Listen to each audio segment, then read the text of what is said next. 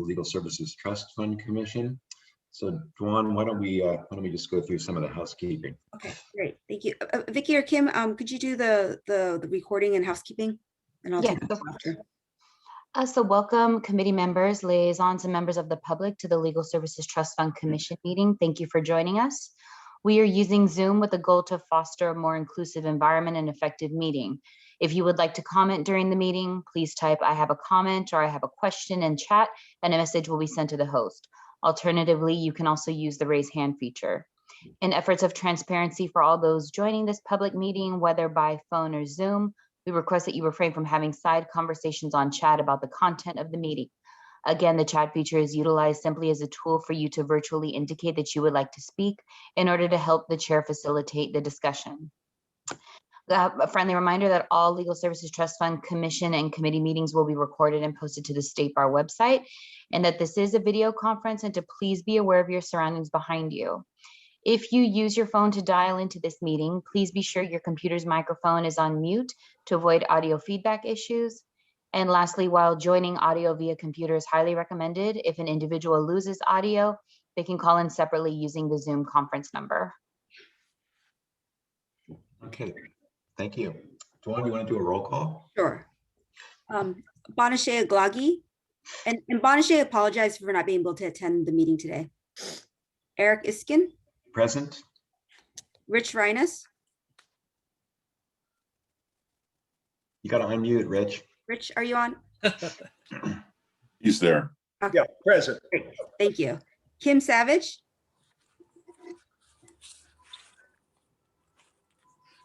Kim, are you on? Have you made your way from the other committee meeting?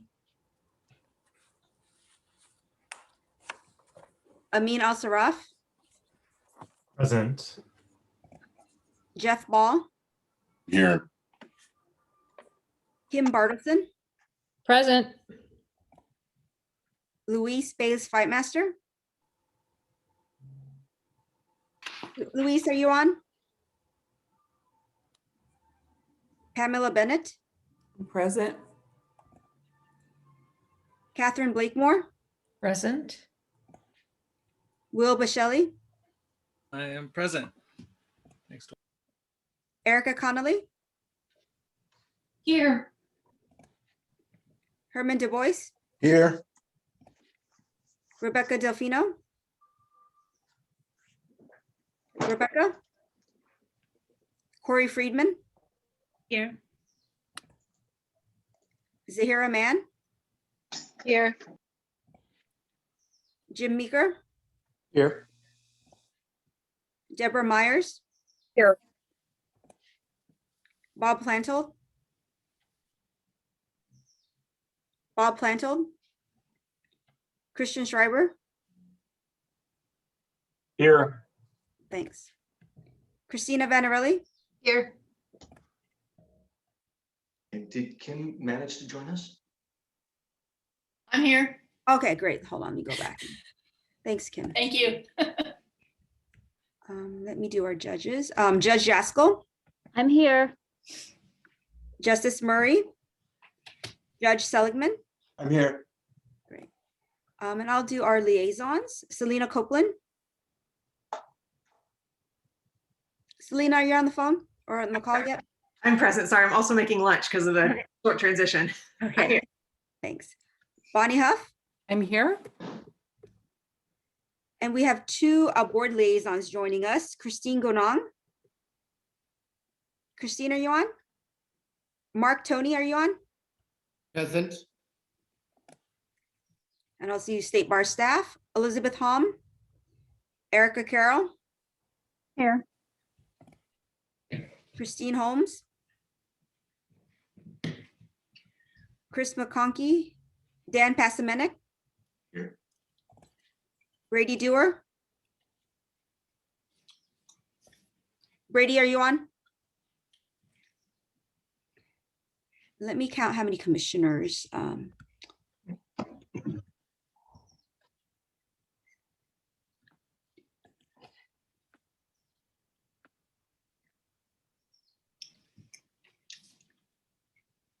I have 19. Dan, do you have 19 with 2 non-voting? 17 voting members. Okay, so we have the same count. So Eric, we have quorum.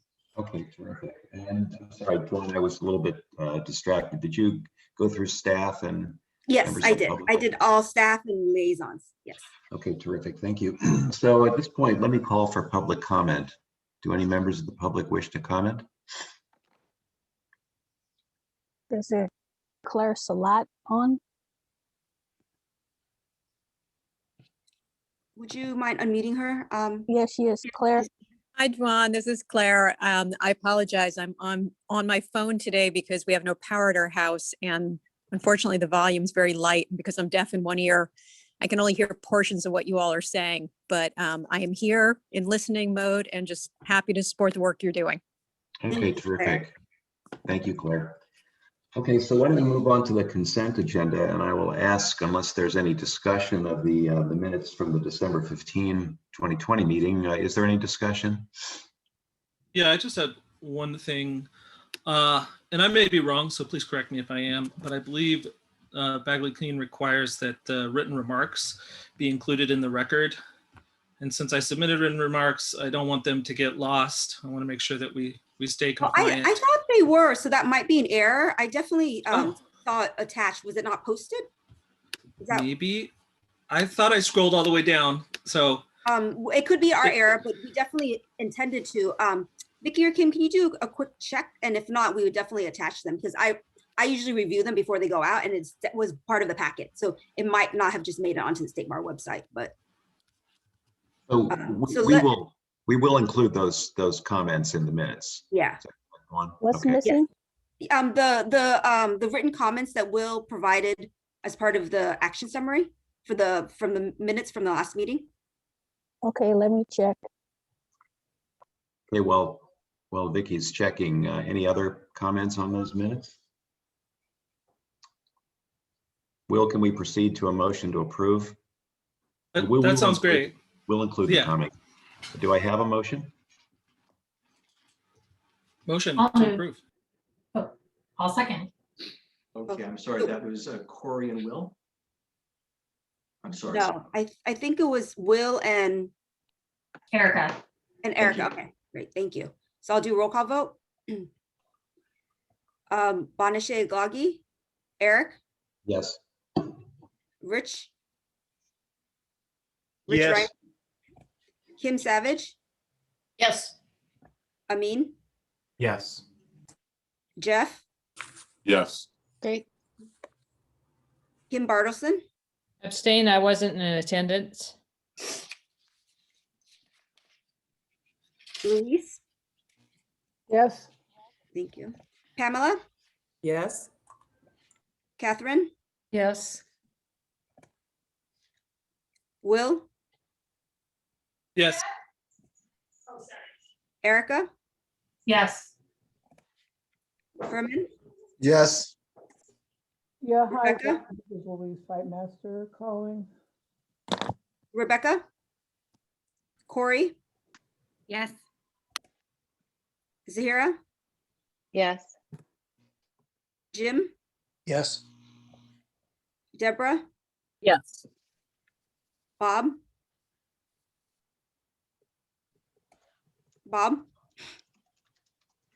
Christian, Yes.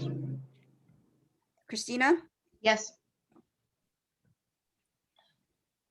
17.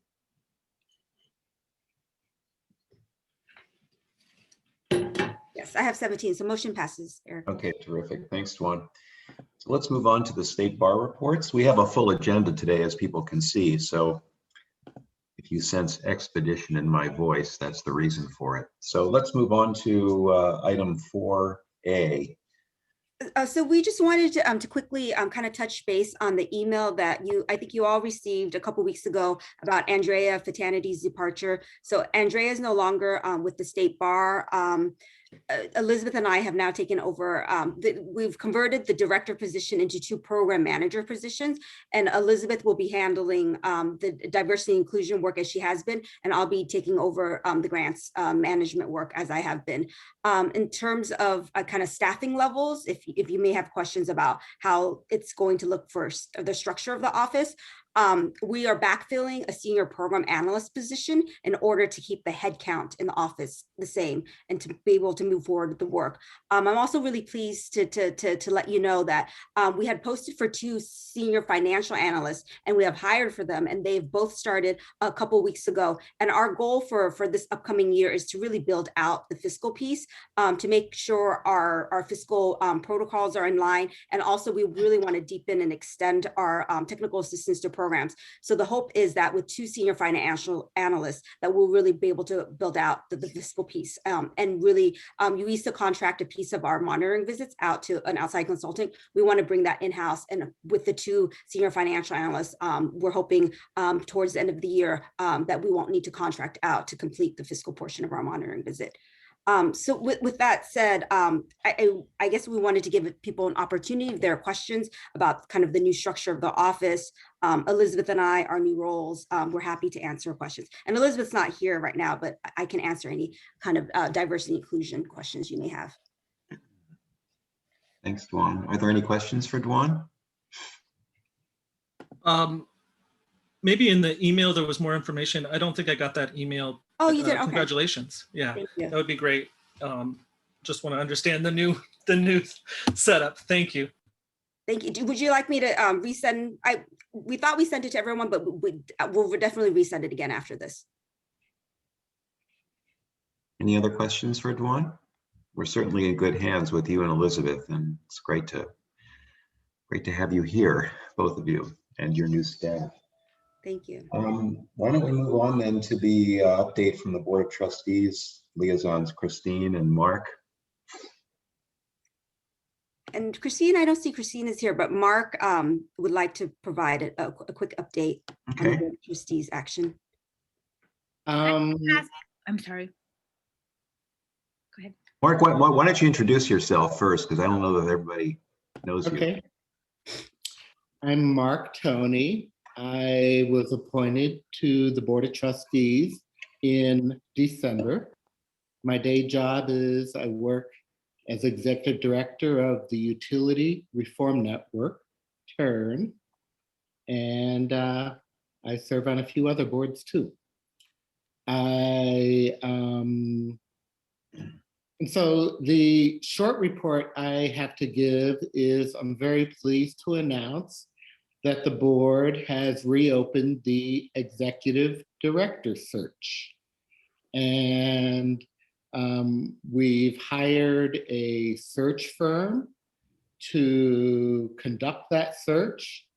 And Dawn is going to be sharing with you the package for the executive search.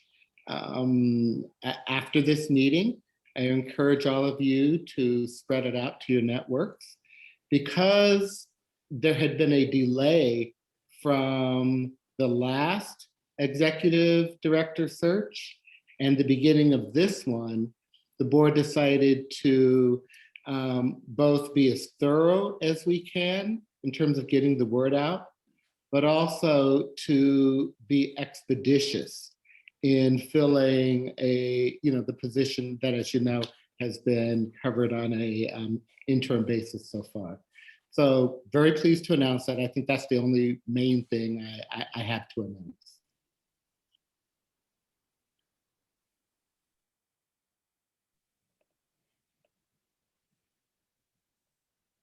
Thank you, Mark.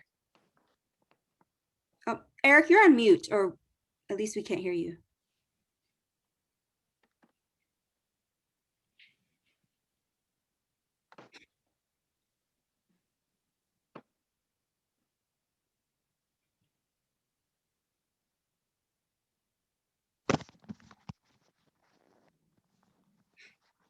You guys hear me now? Yes, we can hear you now.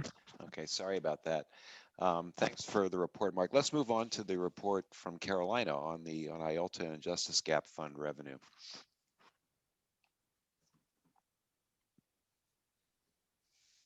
Okay, great. And I believe Jeff is also going to be providing some support on this presentation as well. So let me go ahead and share my screen. And just as Caroline is pulling up the PowerPoint slide, we wanted to provide you with kind of projections for IOLTA. You're not going to be making a formal a recommendation today, taking a formal vote. We want to preview kind of IOLTA projections in anticipation of in June when you reconvene, that you'll be finalizing the recommendation at that point to then bring to the Board of Trustees the following month. Thank you, Duan. So just high level in terms of the items that we're going to review today. Just a brief overview of our IOLTA statute, how revenue is collected for the IOLTA grant, very quickly our reserve policy, and then what our prior revenue and projections were, and then where we are to date. So again, on the IOLTA statute, this informs the work that we do with the banks as well as how we've set up the monitoring practices for IOLTA.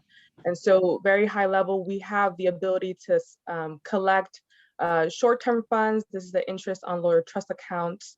In 2008, we are able to set the comparability rule. Essentially, banks are able to participate in the program either as a comparable rate, that's the highest competitive rate that we can get based on comparability, or at an established compliance rate, which is the floor is 0.68 basis points of the federal fund rate.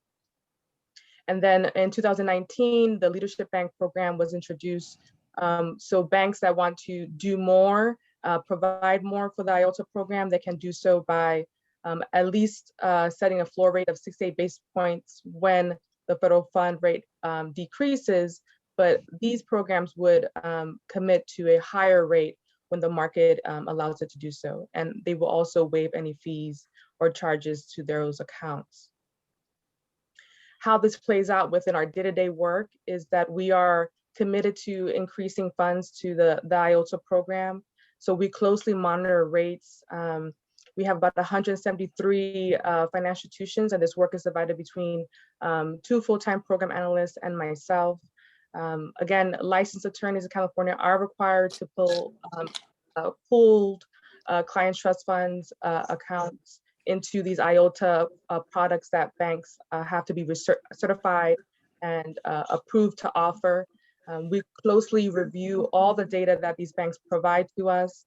And much of this work has allowed us to keep track of any rate changes that we've experienced the last year. And we'll talk a little bit later how a lot of this work has allowed us to not experience a significant amount of decrease in our rates and stable our revenue for 2020.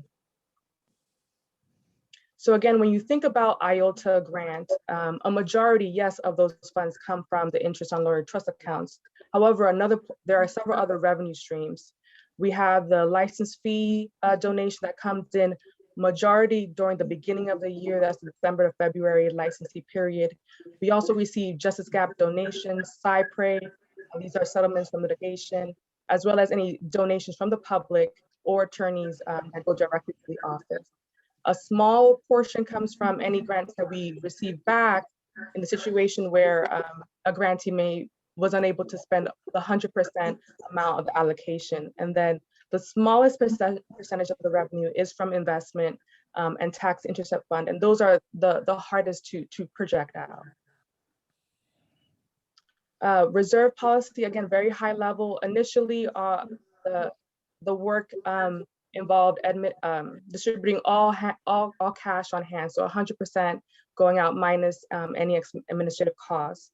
The commission moved away from that practice and setting limitations to ensure that at least 30 to 75% of the distribution is 35% to 75% of the funds are distributed and not all of the 100%. And then in 2006, there were a policy on how to do a calculation to ensure at least 10% of funds are placed in the reserve. Again, those practices inform when revenue is high and we have a good rate market. When we're in a declining period, our practice has been to stay within that 30, 75% range. So taking a step back and thinking about where we were last year. So we were at the beginning of a pandemic, and a lot of things were unknown. So the staff presented to the committee an adjusted number for what we believed would be a more realistic revenue for the year, and that was at about 20 million. That was with the April remittance. What informed that projection? One, we realized that the federal fund rate dropped in the middle of March. We believe that the total average balance on IOLTA accounts will remain within the 5 billion range. We were questioning whether we would receive as high of a donation from the licensees during that time period. And then there was a question on whether we would really get a strong interest return, as well as thinking about having to stay within that range of 30 to 75% for reserves. So what did that mean for us in terms of specifically looking at the IOLTA revenue that we get from the banks, which again is a large percentage of the revenue? So we approached the commission with 3 different scenarios. And when you look at an aggressive, moderate, conservative, think of, least revenue loss to the most revenue loss. And we approached this work thinking about our top 10 revenue banks who generate about 90% of the revenue. So when you look at the moderate, which is what the commission approved, we really focused in on a gradual decline, approximately 10% decrease a month. And for the most part, believing that the average compliance rate will possibly drop by the end of the year. So what actually happened? We end up doing better than we thought. In January 2020, we were at 48,000 or so in the number of IOLTA accounts. Our total average balance was 5.1 million. Again, this was before the rate drop and the pandemic. We saw a 3.3 million revenue for that month, and the rates were good. They were at 0.66 basis points. In April is where we experienced that 40% drop in revenue. Again, the number of accounts at that time did not change significantly and actually increased. And the total average balance stayed the same. However, where you saw the impact was in the revenue, where it dropped to 1.9. Again, you see that in the rate as well at 37 basis points. What is promising for us was that stayed steady until the end of the year. And what's interesting, I think this would speak to the discussion we have on the projections, is that the number of accounts actually went up. The total average balance went up, but the revenue stayed the same. So it looks like there's still work that's being done with respect to the IOLTA accounts that we took in consideration when we think about the projections for the upcoming year.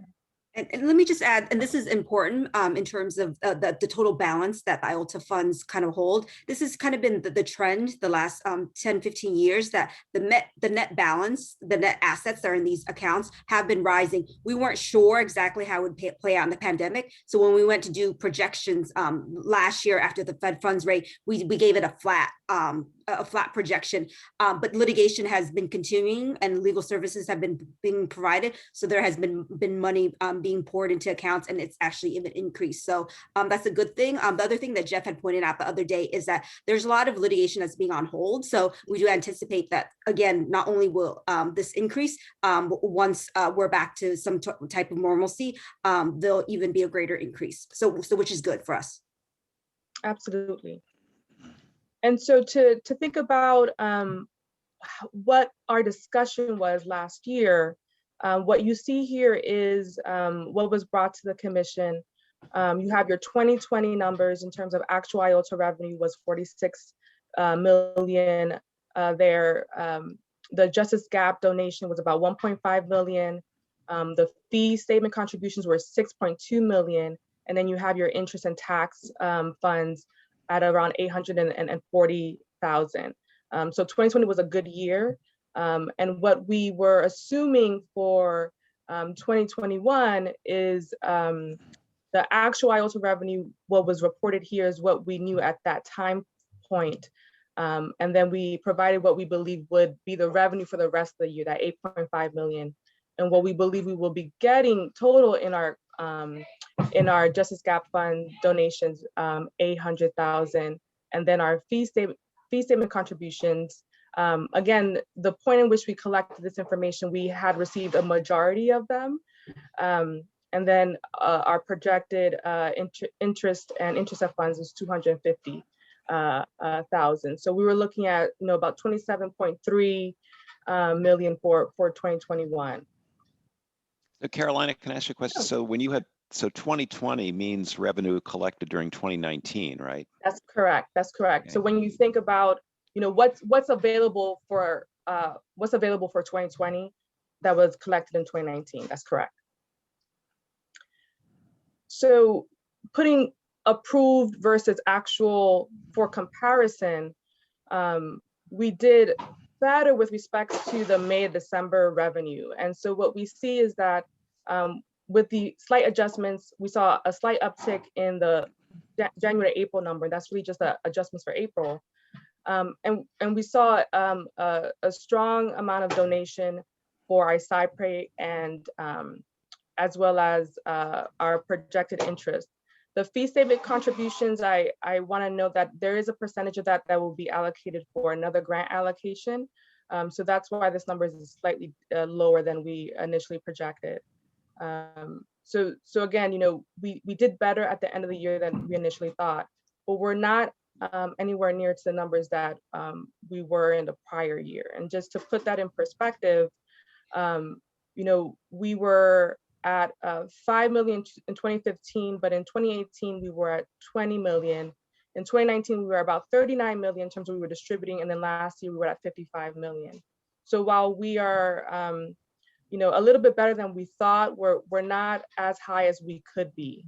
And again, when you think about the federal fund rate, there's not a one-to-one correlation on the increase in the federal fund rate as it with respect to revenue, because the banks are situated differently, the number of accounts that are open, and also the balances and the rates for those accounts. Carolina, could you go back just one slide? I just want to point out a couple things. So, when we did the projections last year for Justice Gap donation, we did a really conservative projection because we didn't know with the state of the economy if attorneys would be opting out more aggressively from their fee bill. It turns out that there was a decline, but it was less severe than that we thought. So which was great.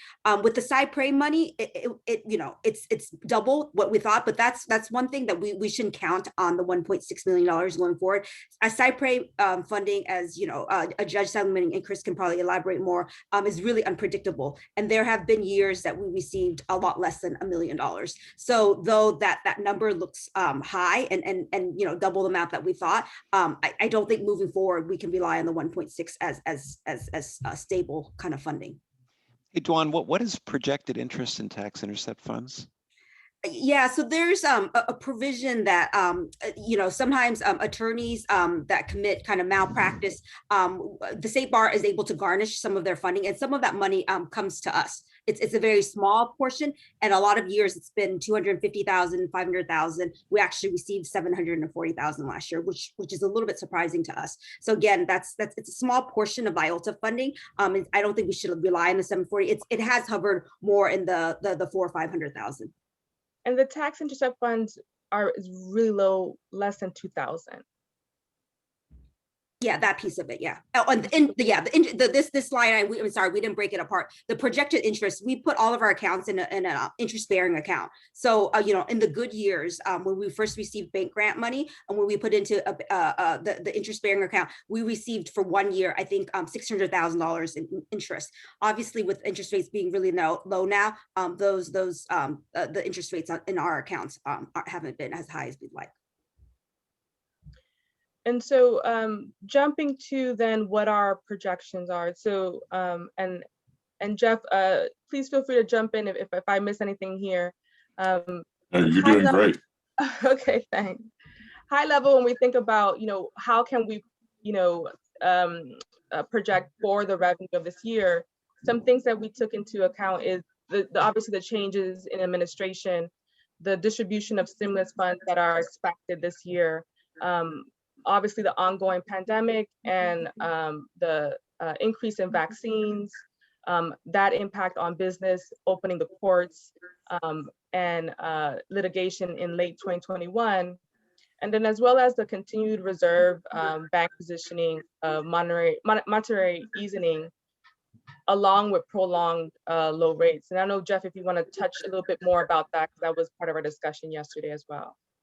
Sure, I'm happy to, Carolina. And the point here being that the Fed has very publicly positioned that it intends to continue with a policy of monetary easing, which in layman's terms means keeping interest rates low.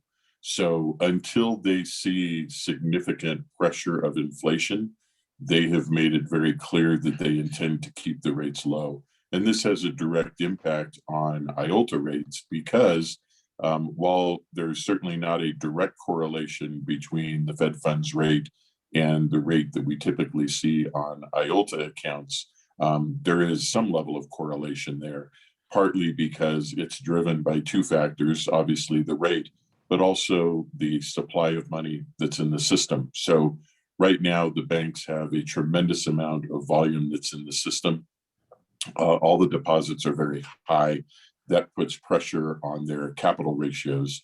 And so as a result, they tend to price lower. So I think what you are forecasting, Carolina, is spot on in how the continued monetary easing will likely continue to have a drag effect on the returns that we're going to see on our IOLTA accounts. Another thing I want to point out is that as Carolina mentioned, the IOLTA statute, we don't have regulatory kind of power authority over banks. Jeff had pointed out that, there's a state regulatory agency that does that. So if a bank is not in compliance, the state bar doesn't really have a lot of teeth and a lot of enforcement power. So a lot of the work in our office is negotiation and the relationship that we have with banks to keep them at a higher interest rates than they can go a lot lower. The other thing that we'd like to share is this California, we're at with our interest rates on average, we're getting a higher interest rates than a lot of other states. Carolina, is it safe to say that we're at the highest? We could be higher, but we are in the higher range. We are in the higher range. And that's really attributed to Carolina, her team, and working with the banks. A lot of these banks could be a lot lower. So that's why our projection, we're really pleased to report that it's higher than what we thought. And this is because of the efforts of the team. So. But Jeff and Carolina, I guess I'm a little puzzled. I get that the Fed is staying the course with low interest rates. They were also low in 2020, right? So why would you, and with economic activity expected to accelerate, why are you projecting lower IOLTA revenue for 2022 than for 2021? The reason is that you have a sustaining impact of those low rates. So when the Fed funds rate was dropped down to effectively zero, then that was a phenomenon which, first of all, is highly unusual in the financial world. And the banks didn't really, there was no way you could forecast how long that would happen. A lot of it was reactive to what was happening with the pandemic. There was a lot of uncertainty in regards to how long the pandemic would last and its full longer-term economic effect. And we still don't know the answer to the latter part. But as those rates have remained low and continue to be forecast low, I think that puts more pressure on the banks to be able to pay at the higher rate. I hope that answered the question. Okay. And so what we saw last year. Oh, Carolina, Rich has his hand. Oh, sure. You may get to this, Carolina, but I had a question. This is like 2/3 of the equation, and I'm wondering about the expense side. As a self-funded agency, how are we doing on expenses? Have we got some data on how they've been trending? Yeah, so we weren't fully staffed for the entirety of of last year, 2020, we had some gaps in our office. So our admin cost last year was probably a little bit less than what it normally is. For 2021, once we hire this the new senior program analyst, we'll be at pretty much that full capacity. And our admins have always hovered around the 2.1, right, Carolina, for both IOLTA and EF. So they've remained the same. And, you know, looking at comparing us, the amount of money that we distributed to say a private foundation, our admin is quite low. Thank you. Carolina, let's continue with the revenue forecast. Okay, so what you see here is January, December revenue. What we know for 2020, again, that's 2019, that collected in 2019, that's 4.6, about 4.65 million there. What we had collected last year, about 26 million. And then in terms of projections, what are these three different scenarios that we're looking at? So when you think about option A here, where this 22.6 million, we're, again, lease revenue loss, we're thinking about the revenue may decrease gradually at 1% a month for our top 10. Again, our top 10 represents 90% of our banks, of our revenue. And then a 4% drop in the remaining banks. So really, this is somewhat similar to what we saw at the end of last year. But again, with all of these factors, we wanted to provide you with different scenarios.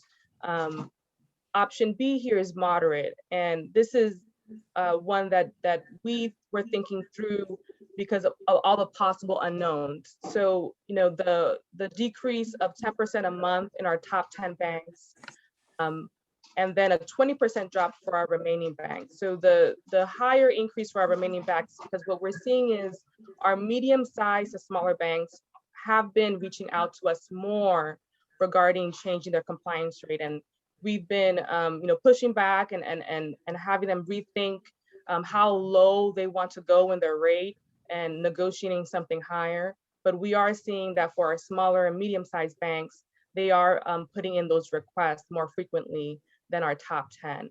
And then for option C, which is 16 million, again, focusing on the IOLTA revenue, this is a more conservative projection where a higher loss in our revenue, where we would, within the next month or so, experience a 20% drop across all banks. So that would put us in a situation where, we would really be all hands on deck, as I said to Dewan the other day, to try to get, try to salvage some of the revenue that we can get for the year. When it comes to the Justice Gap donations, as Dewan mentioned, that is a bit more of a challenge to forecast because these are things that are more so out of our control.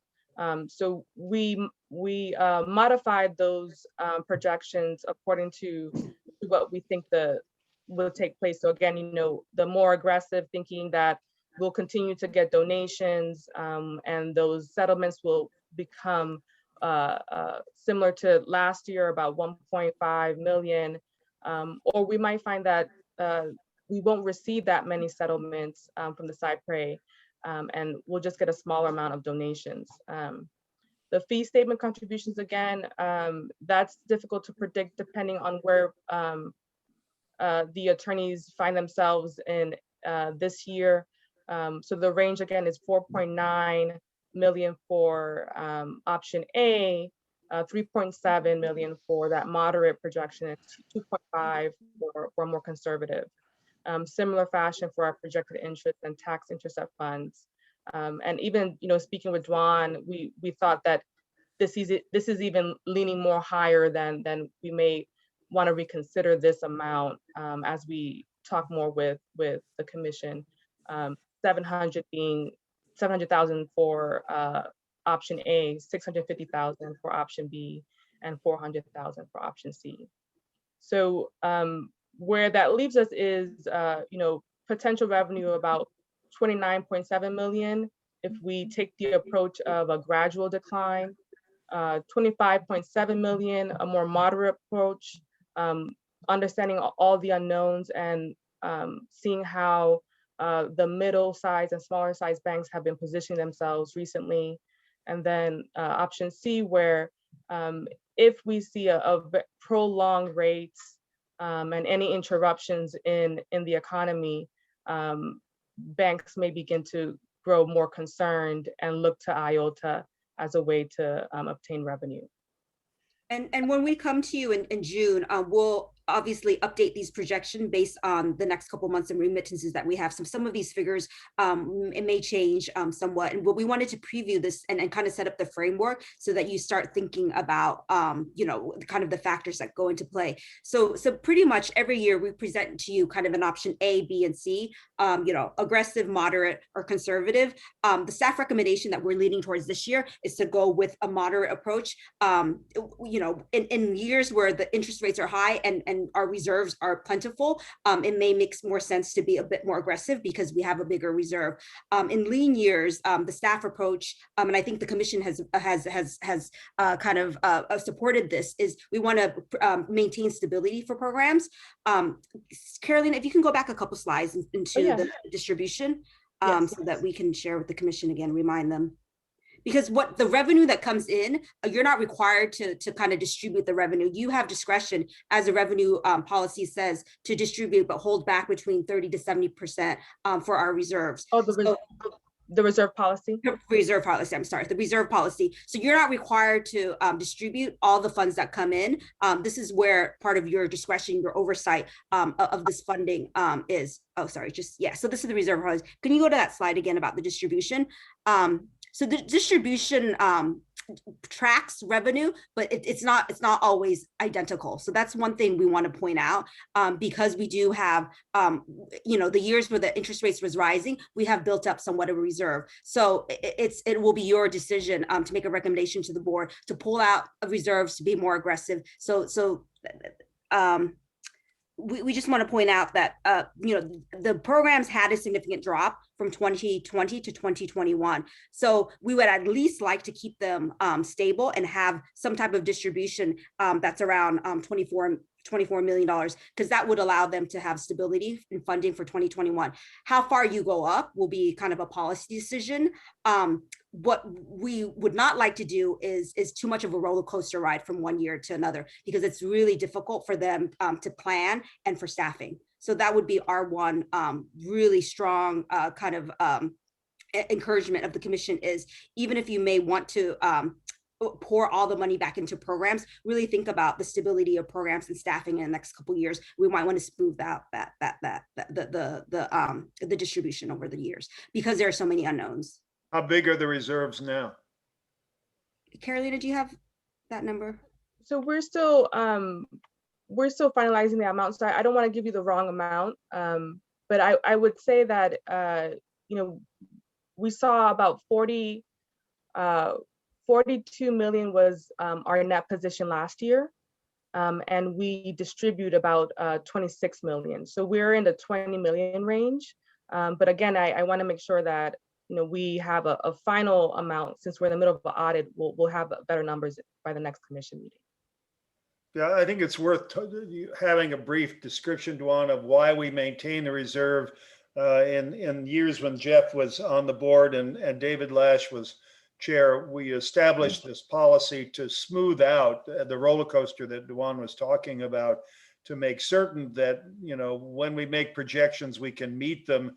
And in the event there's a big drop off that is anticipated for future years, we can supplement that with funds from the reserve. But Duan, do you want to? No, that's exactly. We try to keep a healthy reserve, because we think one of the worst things we can do to programs and the whole kind of delivery of legal services in California is to cut funding mid-year. I mean, there's a provision in our grant agreement that says, you know, in the event that we don't, you know, collect enough revenue, perhaps, you know, we will go to decrease amount, but that would really impact programs and there would be layoffs. And that's something, like, I think philosophically, and I don't want to speak for behalf of the commission, but I think that this commission and the staff really want to fend off against that. So we've always held a healthy reserve, and we've always kind of projected conservatively because of that, and leaned conservatively in kind of our decisions to fend off layoffs.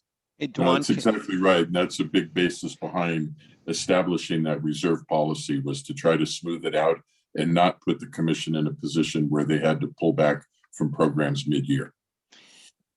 can you remind me if we just go with a moderate scenario, given the numbers we have here, how would the distributions in 2022 compare with 2021? So, Carolina's been getting this question a lot because we've been in communication through LAC and Bonnie, with the legislature in terms of projection. We can make a projection for you in terms of revenue for 2022. It's very, very difficult just because of all the unknowns. And, we've been meeting with Jeff on this question. And so we think it's safer to lean conservative. Last year, when we did projections into 2022, 2023, we thought that would bottom out. We didn't know if there's going to be a vaccine. So if it did hit kind of the low, it would be about $8 million. We don't think it's going to be at that range. And so that's why we revised the projection. We'll give you a number when we meet next time, but just keep in mind, the further out we project, the less reliable it is. Yeah, but we'll have more benefit of another 3 months of data the next time we get together, and when we're in the spot where we have to make that decision. But I think, if we can keep the distribution at least close to consistent with what we did in 2021, I think that would be favorable. Mm-hmm. And we don't need to make a decision in terms of 2023 distribution. We do it on an annual basis. You make a recommendation to the board, they adopt it for the following year. So we can definitely, I think it's helpful, I think, for people to conceptualize 2-3 years out. But just know that the projections are unreliable the further we go out. And I think Chris had his hand raised as well.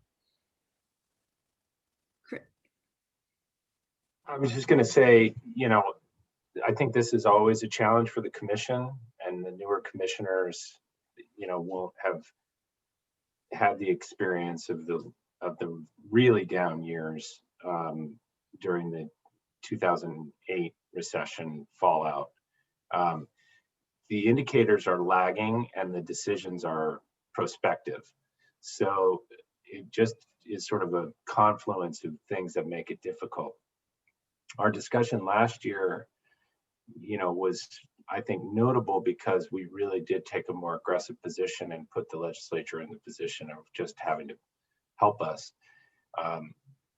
And with all the unknowns of the pandemic at the time, I think that was really the right move. But I think staff's approach here, and it seems like Carolina and Jeff, you're sort of on board with the moderate take. And just seems like, I want to sort of commend the work. It seems like a really thoughtful and considered process this year, and hoping that Selena can also weigh in on this. But we can only do our best. And sometimes, we're playing odds. So anyway, thank you for the work. And I think the moderate position seems like the right one to take this year. Yeah, well, we'll find out when we get there, Chris, and I appreciate the comments. But again, remind everybody that there's several components that go into this. We have control of very few of them. Our staff has done a wonderful job in working with the banks and continuing to emphasize the importance of the program. But market factors are something that we just can't control, and even more difficult to estimate. So we'll look forward to seeing where we are when we get to the next meeting and have to make a decision. But I want to compliment Carolina with the work that she's done. There's so many moving pieces here, and she's done a wonderful job in laying it out for the commission to really understand the different components and how they're impacted by different factors. Okay, great. Thank you both for this really very informative report. It was great to get a heads up in our February meeting to get our heads right for June. Well, I have just one last question, Eric, if I may. So last year we sent out a community survey to programs right when the Fed funds rate dropped, and we projected a lot lower revenue to kind of contemplate whether there should be a mid-cycle cut. We're not contemplating the same cut this year. The staff's leaning is not to send out another survey, but we wanted to know whether you needed any additional information moving into the June meeting. We'll obviously provide updated projections and go through this exercise that we just went through in a little bit more depth in June. But is there any other kind of research data points that you'd like to make an informed decision so that we can prepare in the next few months? Will has a comment. He's just asking if he's saying that the slide deck is great and if he could please get a copy. Oh, sure. We can email that out. Yeah, absolutely. Are there any comments for Dwan? And if you think of it after, then just shoot Carolina and myself an email, and we're going to be working on this for the next couple months to present something a bit more firm for you. All right, Dwan, do you want to move on to staff updates on grants administration? Yes. So it's just a some really quick updates.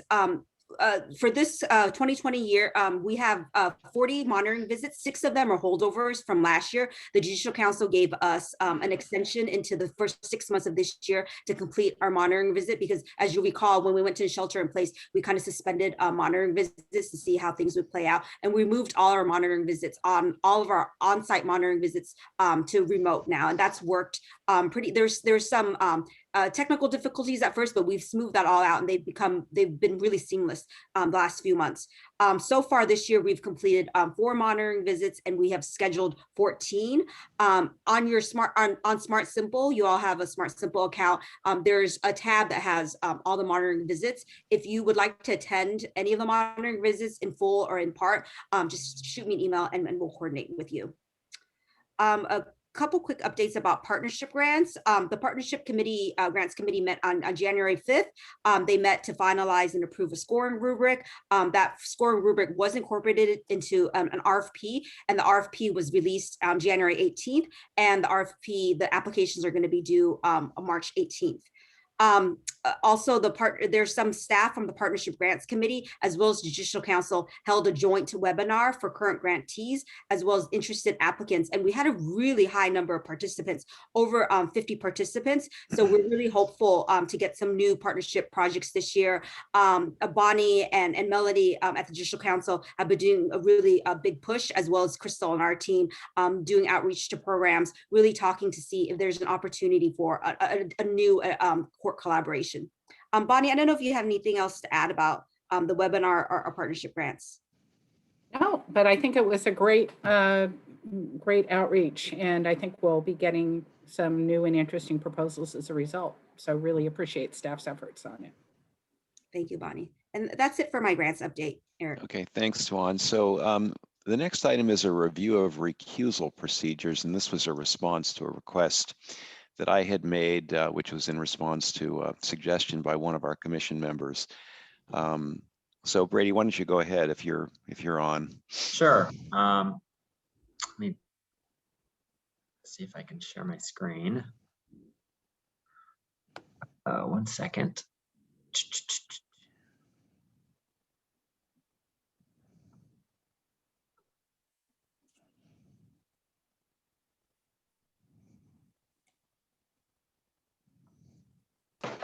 Here we go.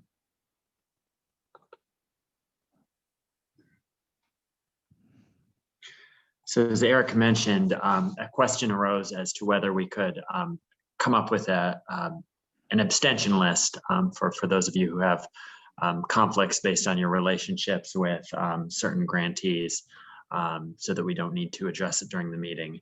And I did some research and did some thought on that, and the answer was actually no, because we follow the same procedures as the Board of Trustees does, and there's actually a statute that requires, or at least we interpret it as requiring a statement during the meeting.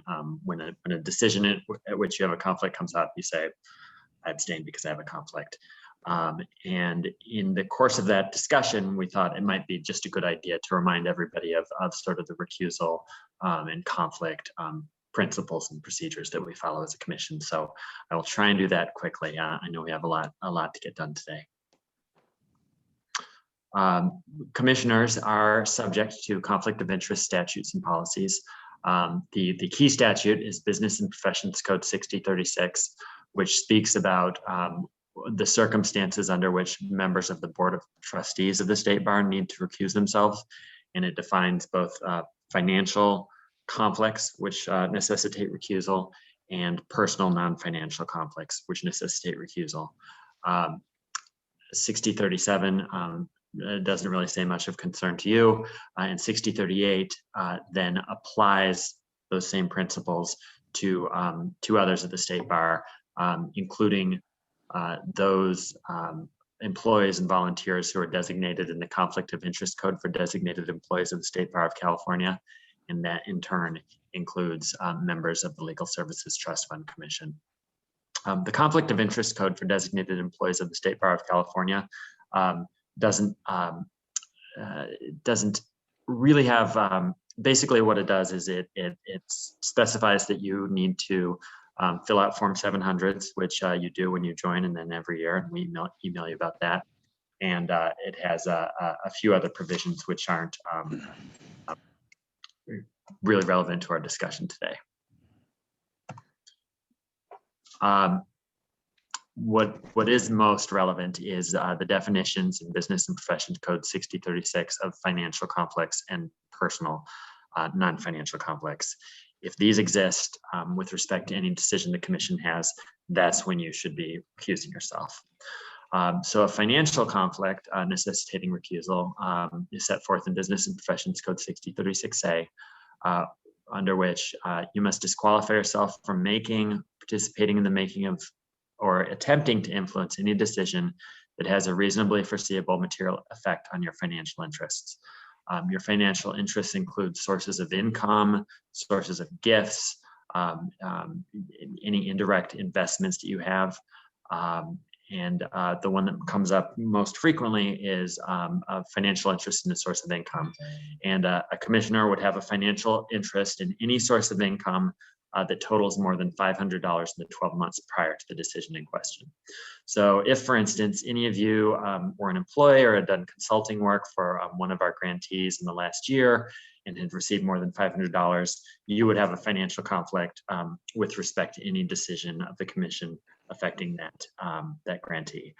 I don't think that applies to anybody because we have a State Bar rule which precludes membership on the commission of any employee of one of our grantees. So most of you do not have a financial conflict with any of our grantees or potential grantees. If you do, let me know and we can work through that. What does come up, and the reason that many of you do abstentions when we make specific grant allocations to organizations, is personal conflicts. And that's defined in Business and Professions Code section 6036B.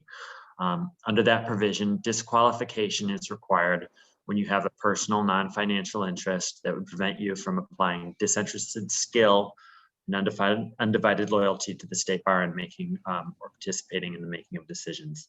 That is, if you read it literally, that's actually a subjective standard. It asks you, would you be able to apply disinterested skill and undivided loyalty? But as a matter of best practice and to avoid any dispute, we apply an objective standard. So we ask, do you have a relationship with a grantee or any other issue under consideration by the commission that would appear to create a personal interest or would raise a question for an objective person whether they would be able to apply disinterested skill and undivided loyalty. Generally, in looking at these questions, if we had a commissioner that served as a current board member for a grantee, we would certainly advise that they have a personal conflict and should recuse themselves from any decisions affecting that grantee. Also, a commissioner with a past relationship with the grantee would likely have a personal conflict. And I know that a number of you do abstain from decisions when you have a close relationship either past or present with any particular grantee. So recusal, and this is this sort of ties back to Eric's initial question, is also set forth in the statute. And basically, when a decision comes up that you need to recuse yourself from, you need to disclose an interest, although that you don't need to explain anything. You just say, I have a conflict, either a financial or personal conflict, and am abstaining. But the statute, as we read it and as we apply it, at least at the Board of Trustees level, requires that to be sort of affirmatively done as each decision comes up. So in practice, a commissioner who has a conflict with respect to any grantee should state that they abstain from a given decision or a portion of the decision due to a financial or personal conflict. If any of you need help determining whether you have a conflict with respect to a particular grantee or applicant, please contact me, send me an email, and I'll help you work that out. And then if you already know, I know some of you have an abstention list. We thought it would be a good idea for staff. And Dwan, who did you want that to be sent to? Yeah, so I'll send out an email, and then if you just send me, your conflicts, we'll keep a running list to remind you on the motions if you don't happen to remember. And that way, generally, it comes up when we're actually making funding allocations to specific organizations. But it's your responsibility. But we will also help try and keep an eye on that, so we can say, we note that this grantee is specifically implicated by this decision. So you might want to abstain. And Brady, Erica, and Chris both have their hands raised. Oh, sure. Erica. I actually think Chris had his hand up first, but. Oh, sorry. So, go ahead.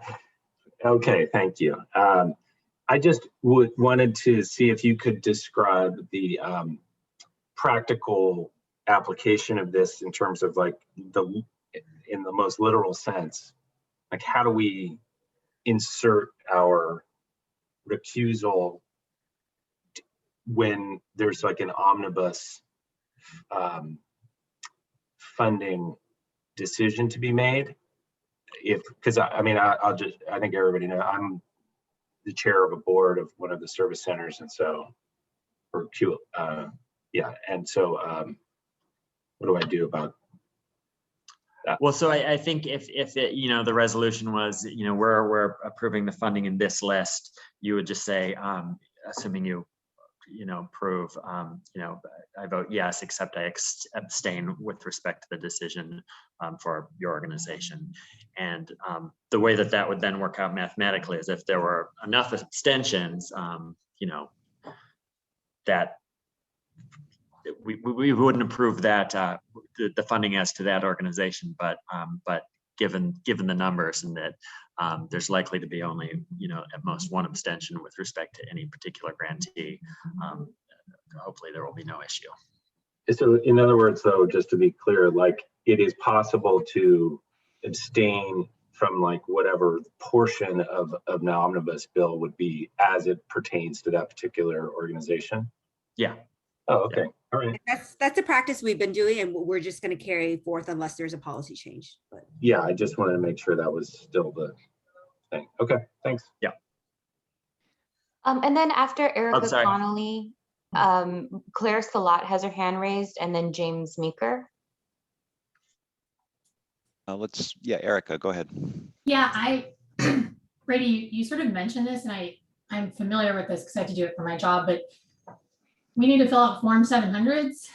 And if we do, when do we need to have those done by? Because I didn't fill one out when I started, and so I didn't know that was. You do an annual one. Our office coordinates it with another department. So let me check to see if that form has gone out this year. But and I can tell you guys the Form 700. Oh, go ahead, Brady. I had a bit of an echo. Oh. I still do. I'll try and ignore it. So the Form 700, my guess is almost all of you will have nothing to report because our disclosure category for commissioners you're only required to report a financial interest if that financial interest required you to recuse yourself from a decision. By definition, almost, as I discussed, none of you have such a financial interest. You'd only have one if you basically received income from one of our grantees or potentially grantees. Sure. I just wanted to check because I know for the AG's office, our deadline was like March 1 to get our 700s in. And so I know that the deadlines are like March, April. So I'm happy to just pull a Form 700 and fill it out for the commission, but I hadn't received like an email saying we needed to get it done. So I just wanted to flag that. And I hadn't done one last year, so I can do one for last year too. Sure. And it's funny, this is unrelated to this. A sort of a question came up, and we're looking at all of the bar sub-entities and trying to make sure that they're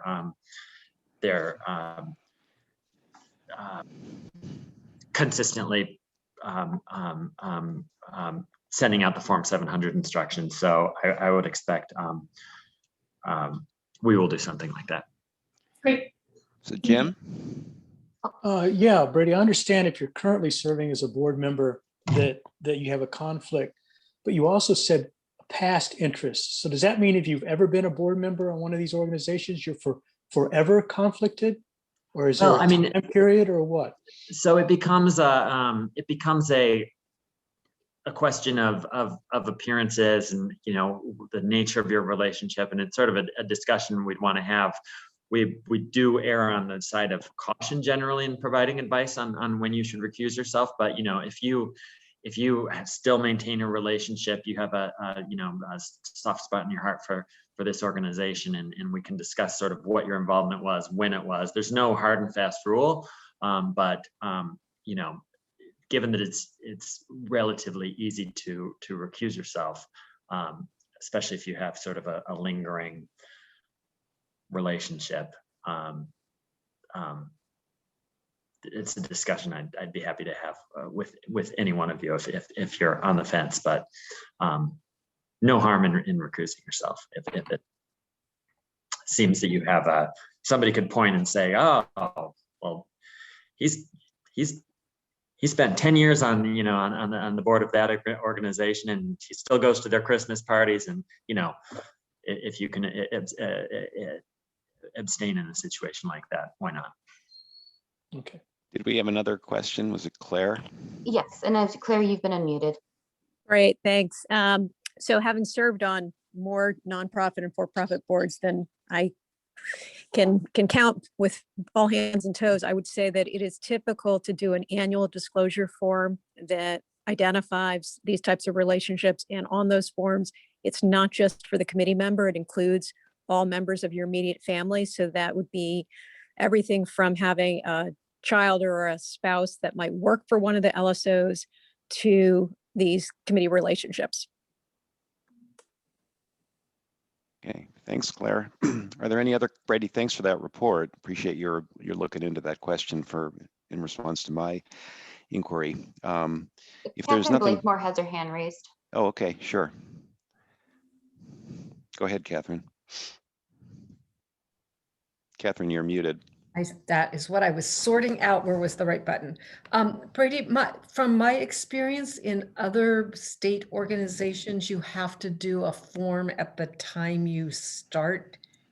There's like the selection and then an annual report. So I know I did not do one at the time I was selected. So however that gets worked out, that would be great. We will provide instructions, and I think, and we'll be sure that everybody gets instructions. I think you'll just change the period for which you're reporting, so you'll make it cover back as far as it needs to, but we will. The only thing, if you can help us just, I don't know, the FPPC or whoever gets these forms seems quite strict about timelines and imposing penalties if they're not done on time. So maybe you can check into that for us too, whether there's anything we need to do in that. Yeah, and we actually, we're sort of, as in a lot of ways, our forms don't actually go to the FPPC, so.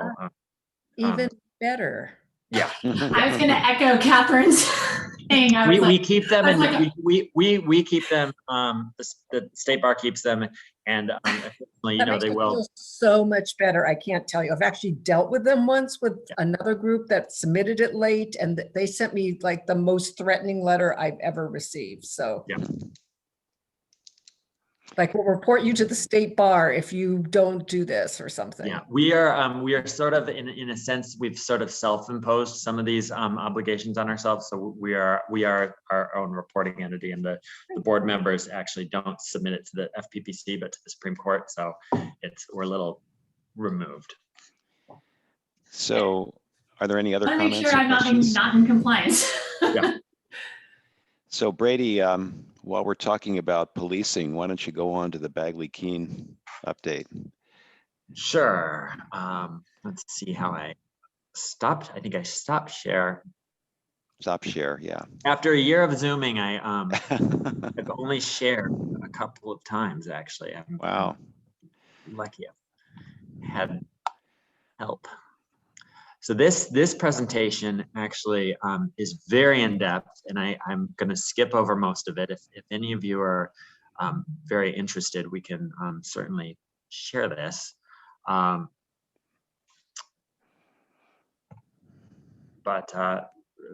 It's mentioned a lot, and for those of you who are new, might not have had one of these presentations. So the Bagley-Keene Open Meeting Act is an act that governs the meeting of state bodies. You may have also heard of the Brown Act, which has a lot of the same substantive provisions, and that applies to local boards like school boards, school districts, city councils. Until 2016, for those of you who are old timers with the State Bar was not subject to Bagley-Keene Open Meeting Act, but beginning in 2016 it was. So the Bagley-Keene covers state bodies, including the Board of Trustees, and then it applies to subsidiary bodies that either are formally created by another state body and consist of 3 or more persons, or exercise any authority delegated to it by another state body. So the difference there is the commission has both been delegated authority by the board and has been formally created and consists of 3 more persons. So there's no question that the commission itself is covered by Bagley-Keene. Its subcommittees, or its committees, I guess we call them, of the commission are all either meet one or both of these definitions, and that's why we have to notice all of their meetings. Questions sometimes arise as to whether we can put together a working group or a group of people to look at an issue and have them have the flexibility not to be covered by the Bagley-Keene requirements. And that's where these definitions come in. Anytime that the commission or one of its committees actually delegates authority to a group, in other words, to act in the commission's name to make the decision, that group, no matter how small, is going to be by Bagley-Keene. If we're putting together a group of people to act in just an advisory committee or to research something and report back to the committee or the commission, that's when the 3 or more persons. So we can assign 2 people to go look at something and report back. But if the commission formally creates a group and it's 3 or more people to look at some issue and come back, then that new subcommittee or working group is subject to Bagley-Keene.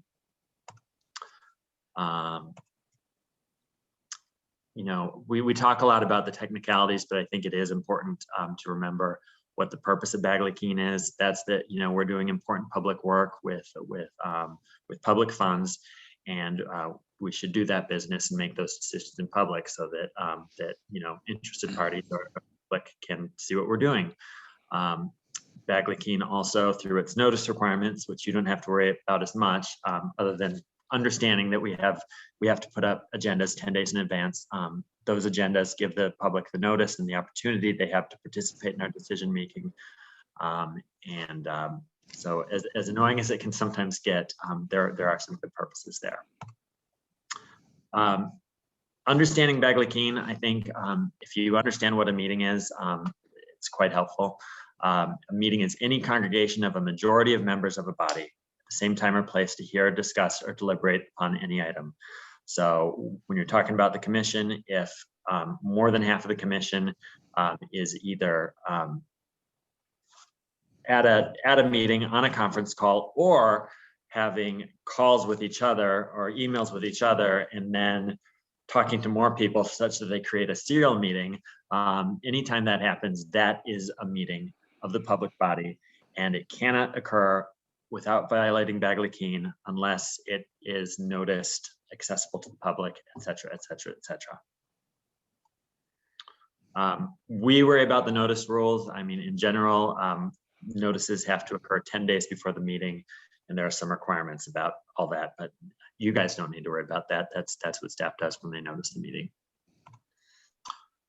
As I mentioned before, a meeting does not have to occur in one place.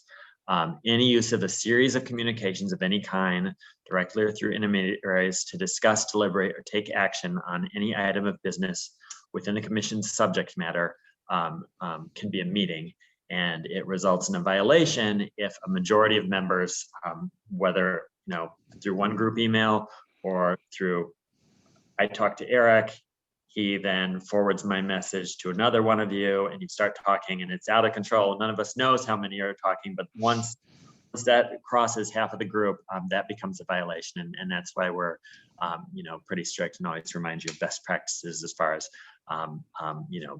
not talking to each other outside of meetings and channeling communications through staff when we need to have them outside of meetings.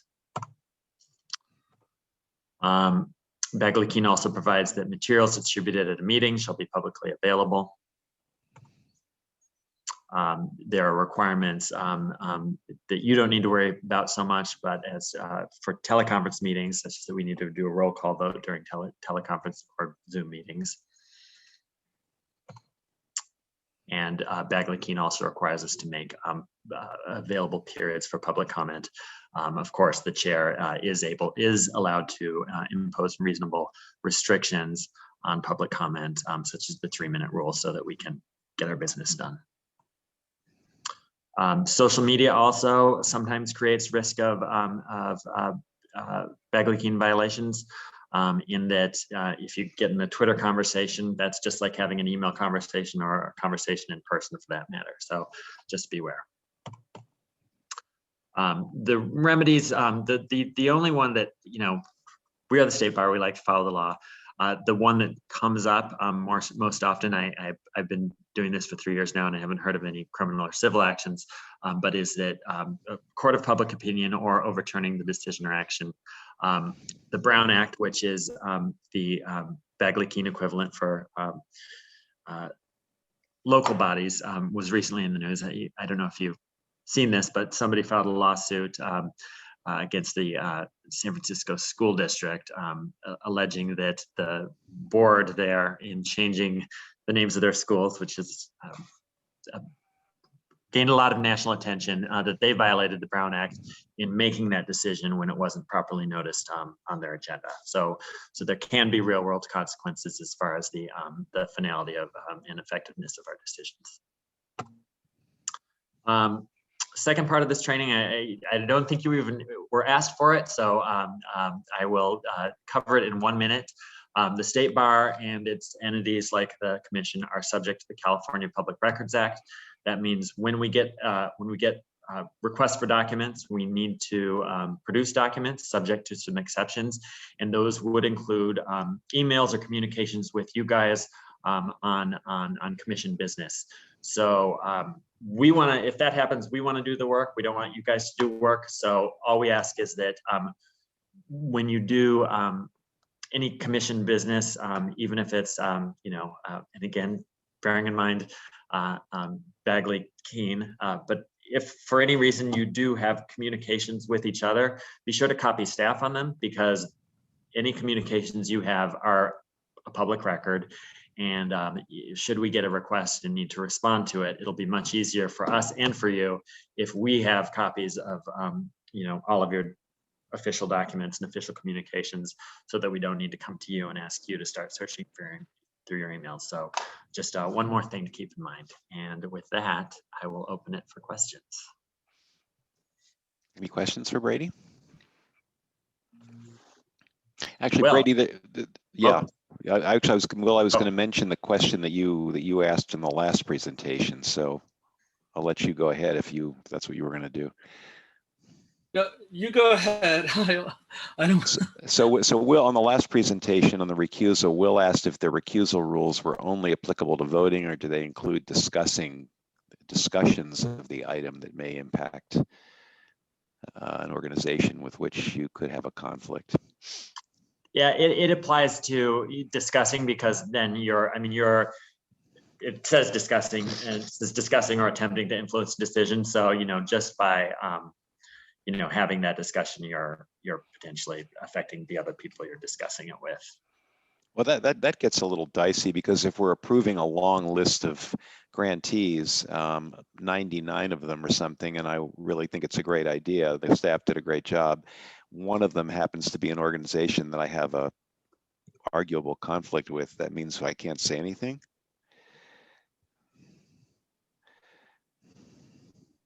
Participating in making of.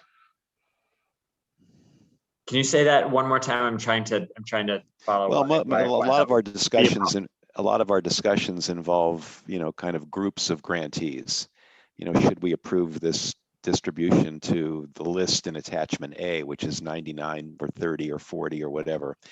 And maybe I like the idea. I think staff did a great job, but one of them I happen to have a conflict with. Does that mean I can't weigh in on the discussion and support the approval? No, I mean, we have to be somewhat practical as we apply these rules to what we do. And I wouldn't read that as a violation, especially if maybe in these types of discussions, we can be upfront about what the abstentions are and say, and this is a good point, Eric, that when we have an abstention, maybe we'll try and move towards, I will try and assist in this, that you actually, before voting, you sort of introduce, I'm abstaining from this, and don't want to speak specifically to any decisions regarding X organization. Okay. Sort of cover it that way. Sorry, Will, did we cut you off? Did you have a question or comment? I did. It's back to Bagley-Keene, because this is something I've been struggling with over the past year. I'm not sure how to summarize it, but I think it was explained to me in the past, the members used to mentor other members who were new. And that was one of the ways that people could learn the policies, procedures, and the ways of doing things. And it sounded really useful and helpful, and it no longer exists. And I think what you saw with my memo regarding the homelessness prevention grant, I poured a lot of time and energy into it. And of course, there's no response. And at that, there can't really be any response now, but it didn't feel like it was the most effective way of participating in this commission and making sure that my voice and the people, the kind of people that I represent, people who need legal services, are actually heard. And I want to be effective. And I think being able to go to other members and say, hey, how do I do this? Or, hey, this is confusing to me. What is going on here has been something I've really struggled with in light of Bagley-Keene, kind of ending that opportunity to go to other members and say, what's up with this? Staff has been gracious with their time, but I know that they're overworked, and to go through all of those pieces when it may be simple and more effective to just talk to another member is something that I'm finding really challenging. It's in the corporate world, it might be the onboarding process. So, I want to understand the culture, the way we do things, and get that so that when I do make remarks, they're in the right venue, the right forum, at the right time, and they can actually make a difference because, you know, we're all here and I see it. There are so many smart people that I see right here, or I've been in the room with, who have a lot of legal understanding and a lot of knowledge that I don't. But what I do have is the on the street, in the waiting room, trying to get legal help experience. And I would like that. I would like the opportunity to add value in a way that's appropriate. And I've been struggling with the Bagley-Keene side of things because, well, you know, so I'll leave it there and I can expand on it if anyone has any questions on specifics. I mean, admittedly, by forcing us to, you know, bring discussions into meetings or you know, limiting the communications that can be had outside of meetings, it definitely can reduce efficiencies in some ways. But you know, and we've addressed your specific case, but that to avoid violations, to sort of generalize what we've told you, if there's something you want to discuss or something where you think you know, you need information or need to share information outside of a meeting, you should go to staff or the chair so that they can facilitate that in a way that doesn't violate Bagley-Keene. Because again, if we can limit it to oh, you should talk to so-and-so who provides you instruction on this.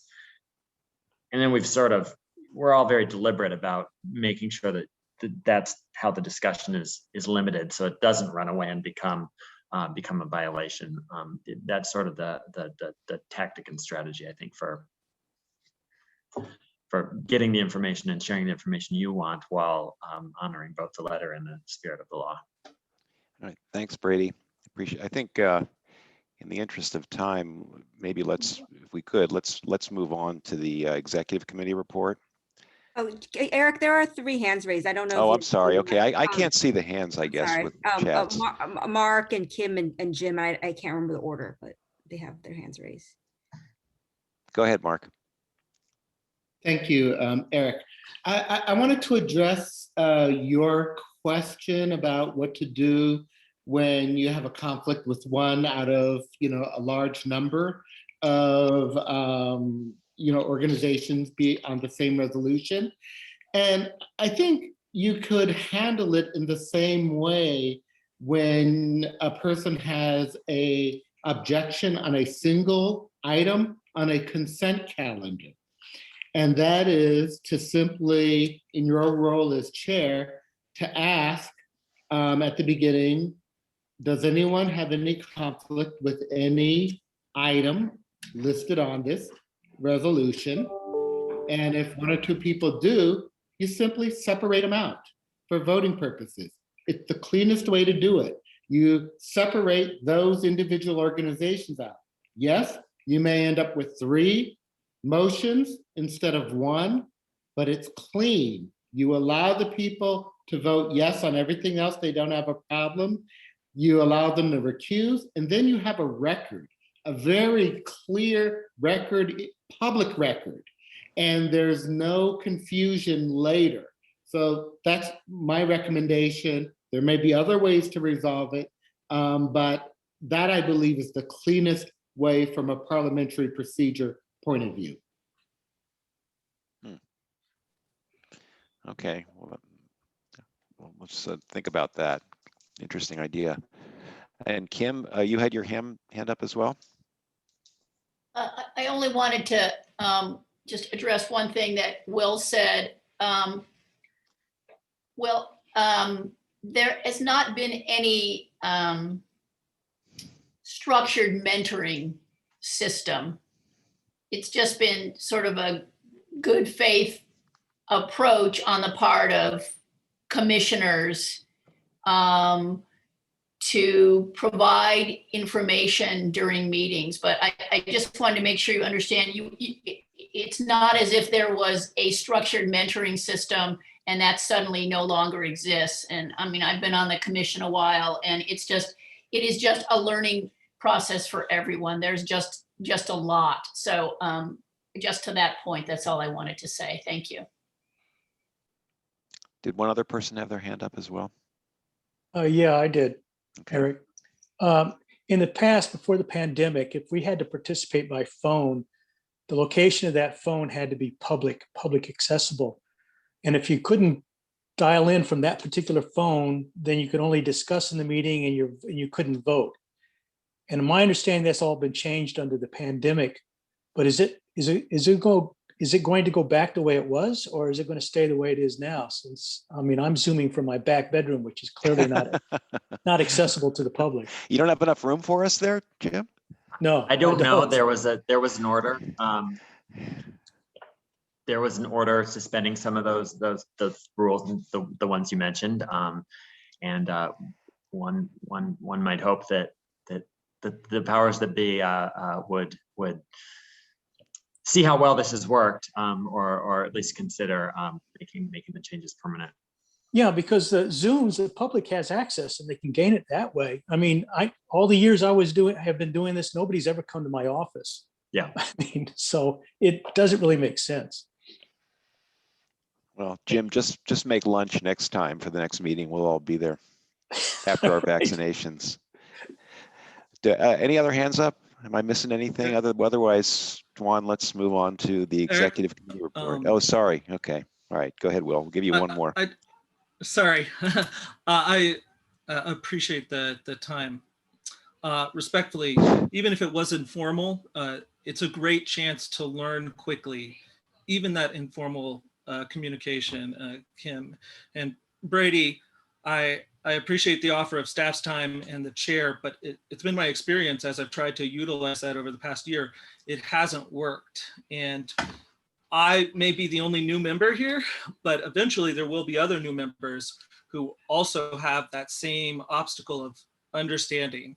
And I think it's important that this be addressed in some way so that people can get it. Because I've read through the handbook a few times and it's not been enough. I don't know the best way, whether it's a committee or a meet and confer or setting aside that time and acknowledging that it's important. I am definitely open to ideas to try and learn more, but I need the opportunity to learn more. And unfortunately, that means taking up people's time. I don't want to do it during meetings because we have so much to cover.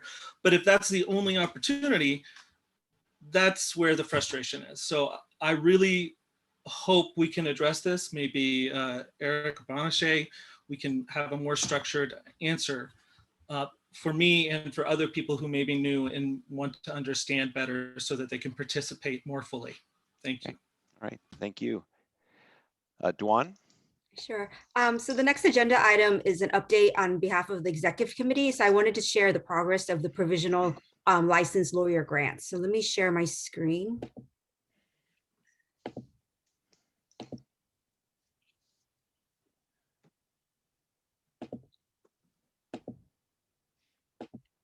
Great. So can you see this PowerPoint? Yeah. So I just wanted to provide a quick update. At the last commission meeting in December, this commission delegated authority to the executive committee to make a recommendation to the board of trustees regarding the provisional licensed lawyer grants. So the executive committee met a few weeks ago, and this was fast tracked because there was a spend down provision in the statute, and so we were trying to move quickly in order to get the funding out to the community. So the executive committee met a few weeks ago to refine the recommendations, and 2 days ago the board's executive committee met to vote on the recommendation, and they were in whole support of the commission's recommendation. They had a very positive things to say about the recommendation. There was no modification, and it was a unanimous decision to move forward with the recommendation. So there is a memo that's included in the meeting materials. That's the memo that went to the board that has a lot more details in terms of how this grant program is going to work and be structured, as well as a draft of the RFP that we are working towards releasing next year. And the main staff that's kind of designed this and is working on this project is Chris McConkey. And I apologize that he couldn't be here to present this himself, but he's actually pulled away at another meeting today. So I'll be presenting on behalf of the executive committee and Chris. So I'm just going to quickly go over the legislation that authorize this grant source, give you an update on the revenue stream, and it's a lot better than what we had originally anticipated. The high level requirements and criteria. There's also a formal scoring rubric, a timeline, and I'm sorry, there's not a proposed motion. I should have erased that.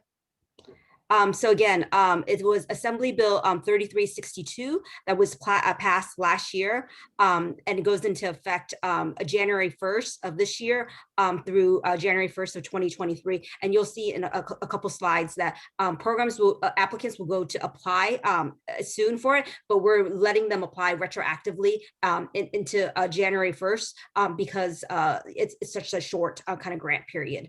The legislation increases the opt-out in the attorney licensing fee bill from $40 to $45. So the $40 goes to the Justice Gap and gets distributed as IOLTA funding. This additional increase of $5 goes to this specific grant program. The legislation requires that they be competitive grants and they go to current IOLTA funded organizations, both our QSPs and our support centers. And it's to fund the hiring of provisional licensed attorneys. And these are attorneys that are authorized to practice without passing the bar exam. And there's some other requirements that go along with being a provisional licensed attorney. The funds have to be dispersed and spent by June 1st, 2022, so next year. And if they are not, then they'll go out. The remainder will go out through the IOLTA formula. So when we had originally done projections, we thought we would only be able to fund perhaps 3 or 7 provisionally licensed lawyers, but we've actually received the contributions for this past fee bill, and it's a lot more than what we thought. So thus far, we have about $550,000 for the 2021 cycle. Because of the timing of the statute that the funding needs to be spent by June of next year, but it allows us to include the 2022 distribution, we're going to make a projection in terms of what the 2022 distribution is when we're granting the award now. But we've gone kind of conservative in case there's a little bit of a shortfall. So we took the same kind of projections that Carolina had shared in terms of attorney projections and applied that decrease to this funding stream as well. So about $480,000 for 2022. So together we have roughly $1 million between the two fee cycle. So that would yield approximately a $50,000 grants to perhaps 20 to fund 20 provisionally licensed attorneys. Our grant application doesn't lets the project propose kind of the grant period and the grant amount, but this is based on if it was a 1-year grant for 1 provisional licensed attorneys, we would perhaps grant about $50,000. So a lot more than what we originally anticipated. So very good news on the revenue stream. Again, just high level in terms of the statutory requirements, it has to go to fund our current IOLTA grantees, and they must use it to fund the hiring of these PLL attorneys. The other requirements that the commission recommended and the board approved is that these provisionally licensed attorneys must be hired on or after January 1st of this year, and they can convert if it's a volunteer that's on staff right now into a PLL hire. They can rehire an employee who's left. So we've really tried to design the project so there's kind of maximum flexibility for our applicant organizations. Another requirement is that the PLL has to be a full-time employee. But we're letting the programs kind of decide how many hours that is and what full-time employment is for their staff. It should be in line with kind of, what their kind of organizational requirement of full-time is, but we're not putting an hour amount on there. We do also recognize that the intent of the PLL program is to support these PLL kind of graduates, and we'd like them to be able to study for the bar. So we're going to leave it up to kind of the applicant organization to decide, full-time, if they're able to take off a couple weeks here and there to study for their bar exam. So the organization will have total kind of flexibility in that design. A main requirement is that the host organization has to pay them, the PLL, a salary that's commensurate with the first year attorney salary and the benefits at their organization. So for example, if their pay scale says that a first year attorney would make $70,000 plus benefits, and we're providing a grant of $50,000, we expect them to cover the difference of that. And we have it in the memo, kind of a suggested range that we think an organization may have to contribute an additional $13,000 to $20,000 ish to cover for the fellow. The expense for this grant will cover salary, payroll, taxes, and benefits, but not indirect costs. And the reason being is we wanted to stretch these dollars, and so allowing that, not fully covering all their expenses, will allow us to fund more PLLs. Here are the selection criteria. And the memo goes into more detail about them. The four main ones: impact, support, safeguards, and recruitment. We really want to kind of select organizations that will provide a lot of support to the PLLs. So organizations that have kind of a track record in supervision of fellows, that can create a really good, strong experience, because we think that in doing that, the delivery of legal services will be better. So a lot of these criteria are really focused on that. You'll notice the asterisk at the bottom. We didn't include this as a requirement, but there is language in the RFP that when in the staff review and recommendation of these grants, that we're going to make the best efforts to make these grants kind of statewide.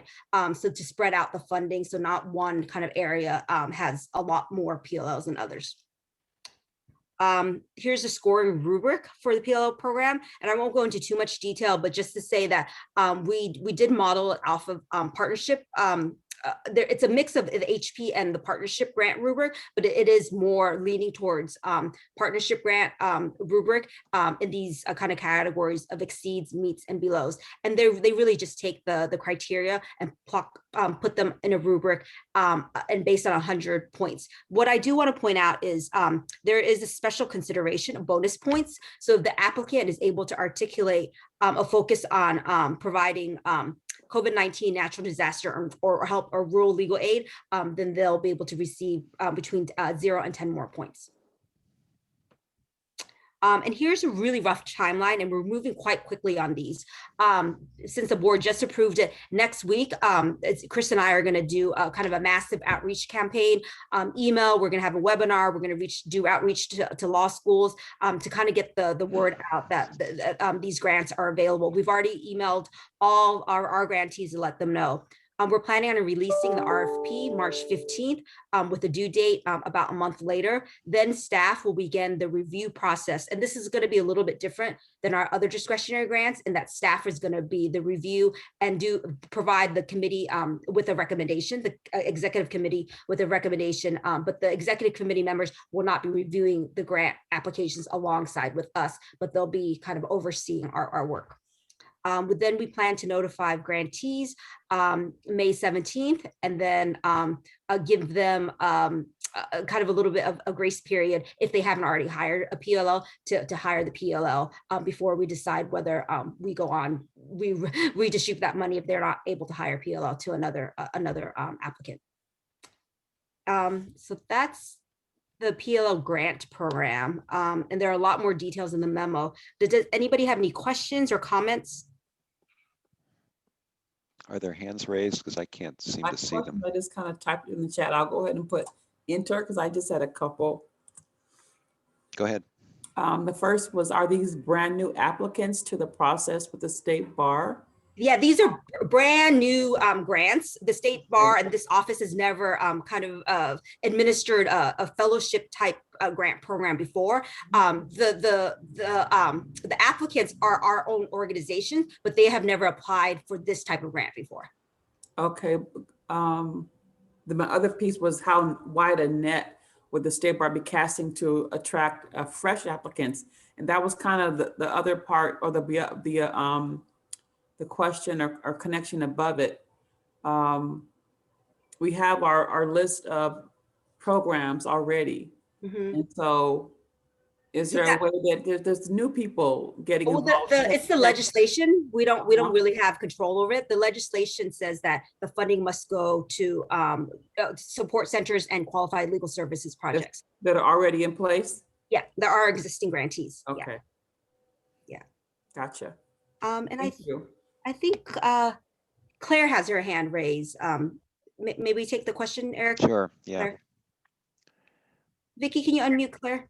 I am, and I'm back on my computer. The power has gone back up, so we're super happy out here. So the question I had was with regards to the rubric criteria about recruitment, and having administered a fellows program, I would urge the group to consider a scenario, especially given the short time frame of these applications, where the goal of making sure that there is diversity and ample opportunity to recruit does not get in the way of LSOs being able to work with existing law fellows and volunteers that already are partnered with those organizations.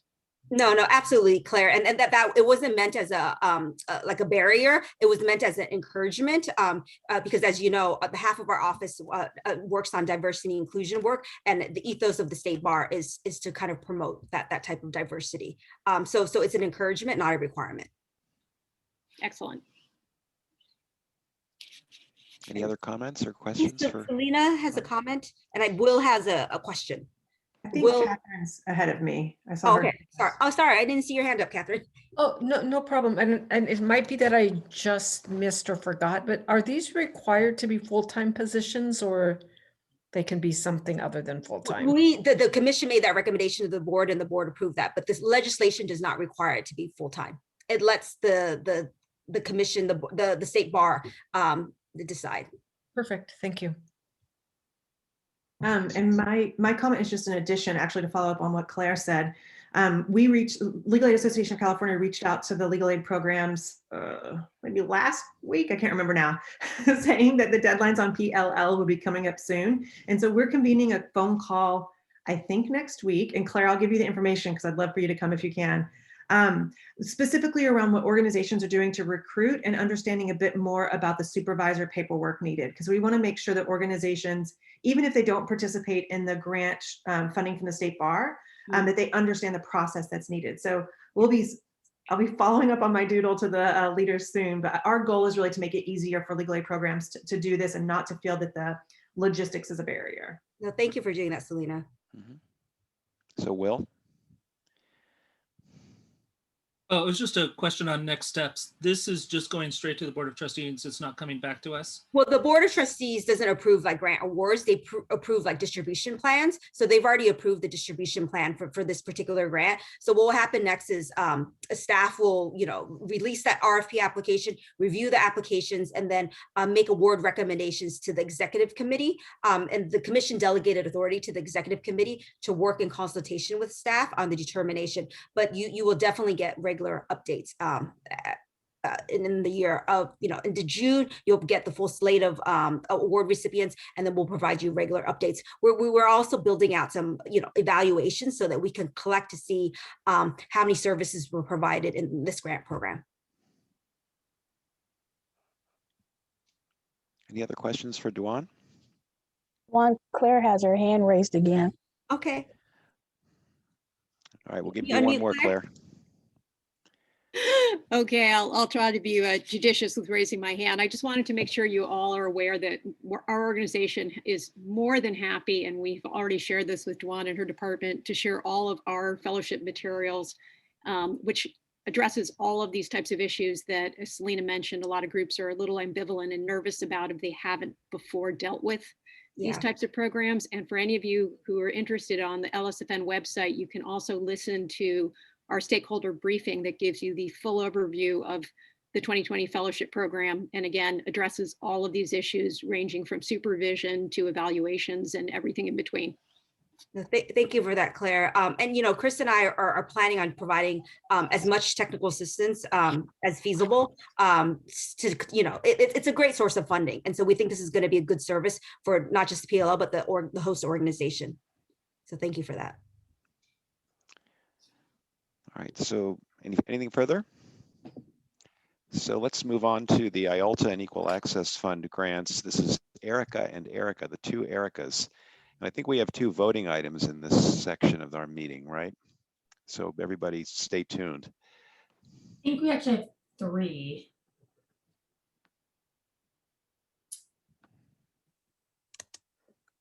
Yes, that's right. There's going to be 3. Okay, so the I'll try to move through this fairly expeditiously and leave as much time as people need for questions. So the first issue on the agenda that the Eligibility and Budget Review Committee went over was another round of carryover and budget revision requests that were made from several organizations. Just for context, the first round we reviewed and we had recommended approval, the commission approved back in November 2020. All of those were approved. And also for additional context, you know, once the onset of the pandemic had occurred, we as the committee and I believe the commission communicated to the organizations that we would have sort of a liberal and generous policy when it came to carryovers and budget revisions, given the significant impact from the pandemic and also, you know, expectations about our decreases in funding for this year and subsequent years. So just a little context. In this round, there were 21 requests from 12 organizations, and that's because they have to make separate requests for IOLTA and EAF. Half of them required the commission review. So anything below 10%, the organizations are allowed to do without any approval. 10 to 25% changes, the staff is empowered to approve or disapprove on their own. Anything above 25% has to come up to the committee for review and then to the commission for approval as well. And the main themes in these reviews are, you know, organizations trying to avoid layoffs, needing to reallocate their money away from administrative stuff in order to keep people on. Other situations where their staff had left, they didn't end up actually filling the particular vacancy. You know, several organizations ended up getting other emergency funding and needed to spend that fairly quickly. And so wanted to carry over some of our funds in order to kind of even out how much funding they have. And of course, as I sort of previewed and why we've given them sort of wider latitude is concerns about the fact that there's a significant drop in the funding for 2021. And so I sort of already covered the thresholds by which we do review. And then there were 3 instances where organizations requested more than a 50% change. I'll just note that there were, in the organization requests back in November, there were also instances of over 50% changes, and we approved all of those. The requests of note, one was Advancing Justice Los Angeles. They were had submitted in November due to some issues. We didn't get a chance to review them until this time.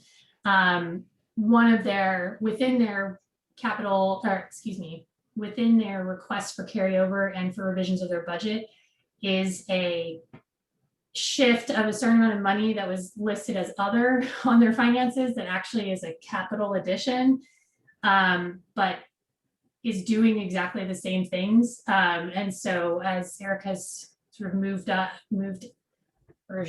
forward in the slides, this is essentially a slide of the things they want to do. This information had been provided to us. It was just in the other bucket before, and now it's being moved to capital additions. And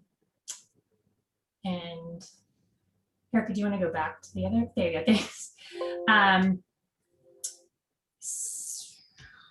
CRLA, Erica, can you help me? I can't remember what the particular issue is with them. Yeah, so with CRLA, they also submitted back in November, and this did come before the commission, and it was approved. We just wanted to note that it's in the spreadsheet because they submitted a subsequent budget revision, which was at a level that staff or you know, the director of the Office of Access and Inclusion can review. And it impacted their carryover very minimally. So It's a little bit misleading to say it's not another 35% in the spreadsheet. It was, I believe it was 34% before, and now it's 35%. So just wanted to clarify that it's already been approved up to 34%, and this new request is just a very small change. And then finally, legal aid of Marin was not in the spreadsheet that was on the website. They actually uncovered that they were going to have an increase in their carryover over what they requested in November, when, as part of their monitoring visit, it was uncovered in a review of their finances that they had, I think, roughly $14,000 extra. And so we have already approved a carryover. They just have additional amount that they actually ended up needing to carry over. So they have made sort of an oral request for us to approve that. The committee, reviewed and discussed and ultimately passed this resolution that we recommend the commission approve as well. Any questions or issues? I would so move if there aren't any. I'll second. Eric, was that you that moved? Sorry. Yes, it was. Great. Erica, you second. Okay, so I'll do roll call vote. Bonachet, Eric, Yes. Rich, Yes. Kim Savage, The meeting of compensation and human resources together. Amin. We have one action item, which is the recommendation. I'm sorry, can someone to include the banks and comps. Okay, thanks. Amin, Yes. Jeff, Yes. Kim Bartleson, Yes. Luis, Yes. Pamela, Yes. Catherine, Yes. Will, Yes. Erica, Yes. Herman, Yes. Rebecca, Yes. Corey, Yes. Zahira, Yes. Jim, Yes. Deborah, Yes. Bob, Chris, Christian, are you still there? Christina? Yes. I have 18, Dan? Yes, I have 18. Okay, motion passes. Okay, great. So the next two things that we're going to discuss are about our policies from the on requests going forward. And so this is related to the vote that we just took, which is what should be our approach to budget revision and carryover requests for this year. So as I noted earlier, and as a reminder, we agreed to greater flexibility in both the amount that people can, that the organizations can request and in the percentage. And we said that we would allow them to do their spend down over 4 quarters instead of 2, which is traditionally what we've required them to do. And then the, let me just point out though that this wasn't just like blanket approval. We still reviewed all of the applications that came in and exercised our discretion, obviously, but we were very, much more liberal about the reasons that the organizations provided as to why they needed to carry over. And so in for 2020, there were 86 requests from over 50 organizations. 42 of those required us to review, and 44 were approved by staff because they were below the 25% threshold. So for 2021, the committee discussed this issue. The considerations, as the PowerPoint highlights, is that generally these funds are supposed to be expended in the year that they are awarded. And if they're not expended, they actually get redistributed to organizations and might, address like other organizations that don't necessarily, that might need more funding, may get more funding as a result of the redistribution. I think as we discussed earlier, the 2021 IOLTA projections are better than were initially expected, but they're still much lower than what we had for 2020. And the pandemic is ongoing, but you know, a lot of the organizations have probably made adjustments to their operations, have gotten funding for doing remote work, those kinds of things. We don't know how long that emergency funding, however, is going to last and what it will cover. And, you know, to what degree the improvement in conditions will actually result in more legal services being required. And, you know, things as other policy changes that take place, such as lifts on the moratoriums on evictions or lifts on moratoriums about collecting certain debts, there could be a need for services going up. After some, you know, thoughtful and fairly lengthy discussion, the committee made the following resolution. You can see that in recognition of the ongoing challenges posed by COVID-19 pandemic, significant 2021 IOLTA AF budget revision and or carryover requests will be considered on a case-by-case basis with special attention paid to the stated need for the change, including the direct and indirect effects of the pandemic, related funding, and any increased client need. And with this, what we are trying to communicate to the organizations is, while we are aware that there are likely to continue to be effects, both indirect and direct, and potentially emergency funding that can last throughout the year, we would like to encourage them to be budgeting to spend our money that grants down within the year that we have given it to them. You know, there's less of a surprise about decreases in funding. And so we'd like to kind of shift ourselves back. And we recommend that the commission adopt a policy where we shift ourselves closer back to how we were making these assessments prior to the pandemic, with the understanding that we understand there can be very important exceptions, and we will be very thoughtful in considering those. The other thing that we didn't include here, but wanted to sort of note, you know, for the record and for everybody, is that we as the committee noted that should circumstances dramatically change again, this policy, we may shift it. Erica, can I just make a clarification? It's actually not a policy. You're signaling kind of a guidance in how you're going to apply the policy, because the policy is the threshold. Below 10% is self-executing for programs between 10 between 10 and 25 staff, and above 25 the commission. But this is a kind of a stopgap measure because of the times that we're experiencing. That's a great point, Dawn. We're not changing the rules. We are just providing guidance on how we will exercise our discretion, exactly, which we have for anything, which we have for anything over 25%. Staff has between 10 and 25. Thank you for that clarification. I didn't mean to commit us to something broader. How is this different than the status quo? I mean, don't we always consider requests on a case-by-case basis? I think what we are trying to signal is a return to the status quo was before the pandemic, and less of the liberal and generous policy that we had initially had. Sorry if I'm echoing. But that I think some of the organizations, according to staff, are already asking what our policy is going to be going forward, and whether we're going to have the same kind of liberal, generous policy that we had in the past. But ultimately, to your point, Eric, we have discretion. This is just I think, primarily a way to signal to our organizations how we will exercise this discretion. So reading between the lines, what I'm hearing is, yeah, we'll continue to be somewhat liberal, but not so much.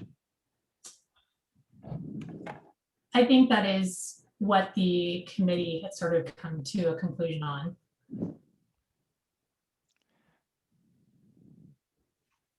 I'm not sure. I mean, does Selena, I'm just curious, does this give any clarity or guidance to organizations, or comfort, or this kind of language?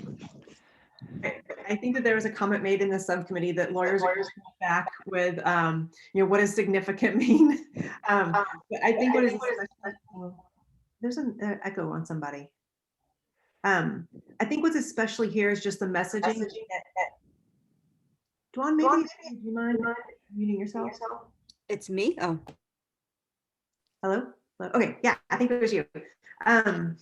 So I think what's especially helpful with the messaging is that the programs will notice that the commission recognizes we're still in this really changed circumstance where we don't yet know about PPP loan round 2. We don't yet know about employee retention credit. There's all these kind of unknowns. And so I think this message is to programs to just ask State Bar staff to find out how will this impact my individual program? What does significant mean for a grant of our size? Because I think if you got into very specifics, that would be creating new policies and new rules. But this is just saying, hey, we're in a pandemic. We recognize we're in a pandemic, and you may not yet know how your budget's going to be impacted. The other factor is that we also tried to add in certain types of issues that we thought might be particularly of concern. So we try to say, like, it's the effects of the pandemic that we're going to be particularly liberal to, related funding, increased client needs. So we were trying to provide a certain amount of guidance about these are the kinds of reasons where we think there's reason to be more liberal in order to provide that guidance. Whereas other, just a more sort of broad-based liberality, we're not necessarily espousing.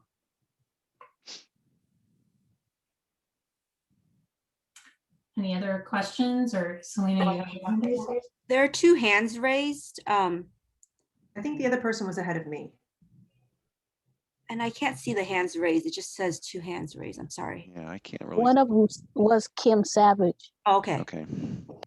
Well, then my comment, which is pretty quick, I made this in the meeting earlier today. Oh, I see Kim's hand now. The meeting earlier today is that a lot of these emergency funds, just to kind of reiterate the point, many of them are focused specifically on personnel cost. The employee retention credit and most of the PPP loans are really meant to really make employers keep employees.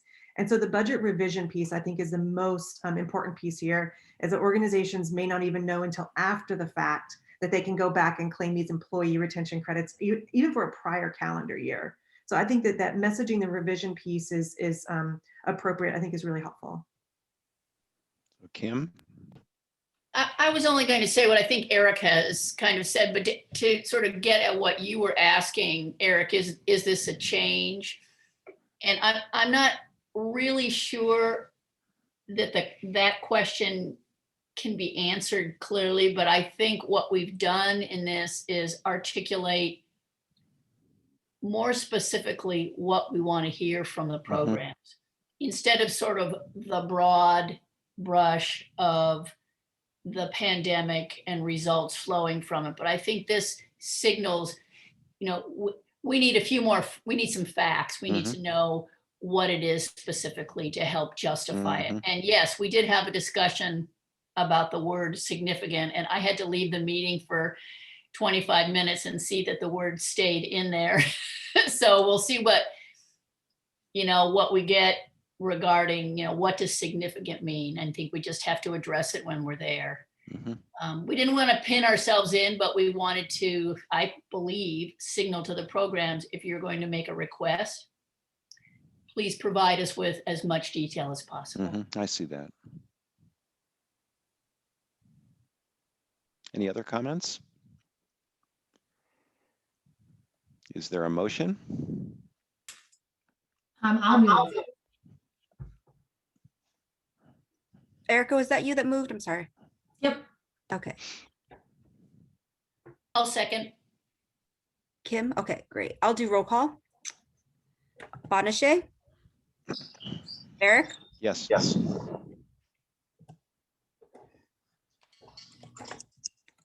Rich? Yes. Kim Savage? Yes.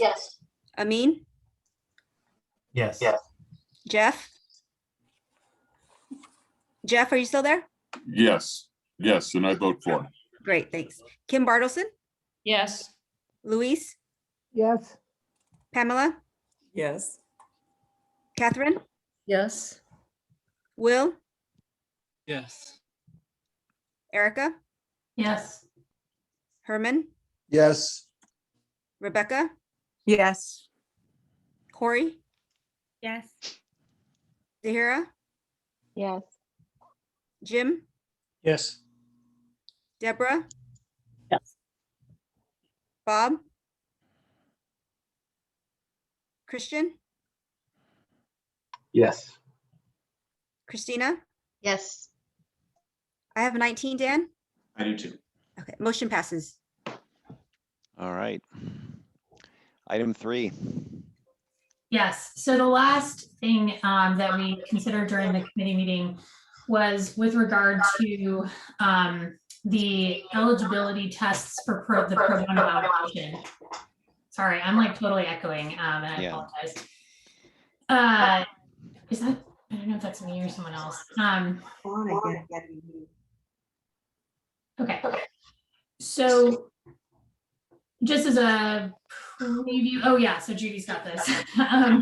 Under the pro bono allocation, some of us may have some familiarity because we sort of worked through this, you know, in the past. Basically, there is a threshold where, and Judy, do you want to forward to where the threshold? Just be clear, have we talked about the recommendations? Excuse me, never mind. Are we good, Dan? I had an extra vote tally sheet, so want to make sure we hadn't missed one. Okay, so the threshold test is the guidelines require for organizations to get the pro bono allocation. They have to either recruit 30 pro bono attorneys, recruit 5% of the county's attorneys, or have 1,000 hours of donated pro bono hours. If they don't meet this requirement, they don't get the pro bono allocation. That was codified. If we wanted to change that, we'd have to go through a long codification process. That's something the Rules Committee is going to handle. But I just want to give you that context. Once they meet that threshold, then they have to show that pro bono attorney hours are the principal means by which they provide services. There's 3 tests. Test A, the pro bono attorney hours have to exceed staff attorney hours. That is pretty straightforward. Test B is, as Judy pointed out, a little more convoluted.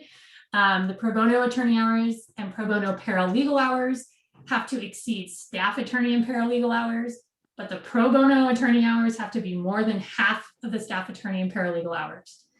These 2 tests, they are just numbers. They either meet them or they don't. Test C, however, is where there's a certain amount of discretion and flexibility on behalf of the committee and the commission. So under this test, the organizations can describe and explain the method used to demonstrate that pro bono is the principal means of delivering legal services. Past examples that are examples of past applicants. Explanations are things like the rural areas have smaller firms and fewer attorneys. There were new staff that skewed the ratio of staff to volunteers, and also that wildfires or other natural disasters had caused disruption to staff and volunteers. And so several of the organizations had indicated to staff some concerns about their ability to meet the pro bono allocation requirements for this, their 2020 pro bono hours is what they need to use in order to get the pro bono allocation for 2022. So in this application cycle, and given the results of the pandemic or the effects of the pandemic, there were some concerns about their ability to meet the threshold test, test A and test B. So the staff conducted a survey. And Judy, actually, can you go back just 1 second? Oh, sure. Sorry. Yeah. No, it's fine. As you can see, 35% of the recipient or the people who responded said that they were concerned about the threshold test. That's the one that's fixed. We can't really do anything about, at least not on a short-term basis. 67% thought they weren't going to meet test A. 62% thought they weren't going to meet test B. So the committee was, and their explanations for this is that either their current volunteers were unavailable due to the pandemic, and or they were unable to recruit new pro bono volunteers, again, primarily as a result of the pandemic. So the suggestion from staff and what the committee considered was to essentially give guidance. Again, this is similar to what we did in our last motion or our last resolution, is to provide the organizations with a certain amount of guidance about how we will approach the discretion that we exercise under test C. Right, Dwan? Not a policy. So go ahead and if you can move forward, Judy, that'd be great. And so this just explains, we're not going to try and change the threshold requirement. We want to have this as an expansive view. Ultimately, we changed the language somewhat due to some concerns about how that can be interpreted. But ultimately, the considerations that we're going to continue to consider when we decide how to exercise our discretion under Test C are things like the rural QLSPs have an especially difficult time recruiting pro bono attorneys. Again, natural disasters. Even with the pandemic, we still had natural disasters, so that continues to be really relevant. And the other thing we want to make sure we take into account is a history of prior pro bono allocation approvals. So for organizations that have historically, like say 3 out of the last 4 years, been able to get the pro bono allocation, if this year they were unable to because of the pandemic, we would look at that favorably in assessing their qualifications under Test C. So if we can move to, this is the resolution that passed in the committee and that we recommend for approval by the commission. So the resolve the Legal Services Trust Fund Commission, when reviewing pro bono allocation applications for grant year 2022, shall utilize the flexibility of Test C, apply the intention of the IOLTA statute to provide additional support to pro bono organizations, and take a flexible view when considering pro bono allocation applications. Consideration under Test C will be given in particular to organizations with a history of pro bono allocation approvals. So, Erica, we have some comments or questions. Mark Tony has his hand raised. It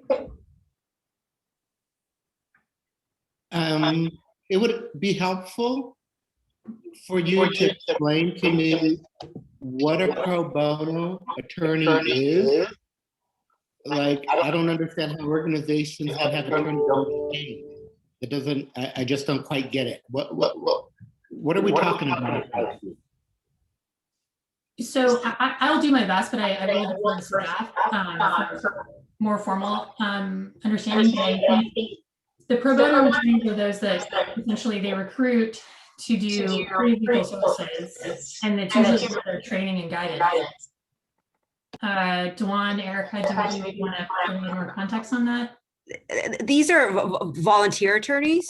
So sometimes, a lot of times they volunteer at limited scope clinics. Sometimes they take on full cases and do, full scope representation. It comes in very different forms, but no, they are not on staff. They're volunteers and they are not paid. But where do volunteer attorneys come from? That's what I don't. Oh, sorry. I'm sorry. I misunderstood your question. There are people who make enough money. No, they're retired and they come from all everywhere, Mark. Large law firms, solo practitioners, corporations, retired. It's all walks of attorneys. Great. Thank you. Yeah, it's not necessarily full-time work. It's right. They're doing this on a specific project or for a few hours at a time. Yes, exactly. And I thought I saw one more hand raised. Oh yes, Rich has his hand raised. And Claire Salat. Okay, great. Just in answer to Mark's question, the pro bono allocations are relatively small add-ons to the normal IOLTA grants that are made. The effort is to make these additional grants in as many counties as possible. And that is sometimes quite difficult, in the amount of money that some of the counties get because of the small number of people who are actually working in those counties is infinitesimal. It doesn't really make much impact, but in other cases it's important. And the pro bono attorneys, I think part of the purpose behind all this is to incorporate large law firm attorneys who have been encouraged by their firms. We want them to encourage their younger lawyers especially to undertake this work because it'll give them some experiences that they might not have in the normal large firm environment.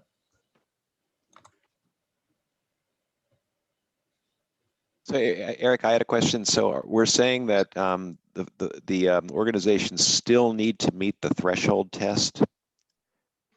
Yes. we don't have discretion on that initial threshold test.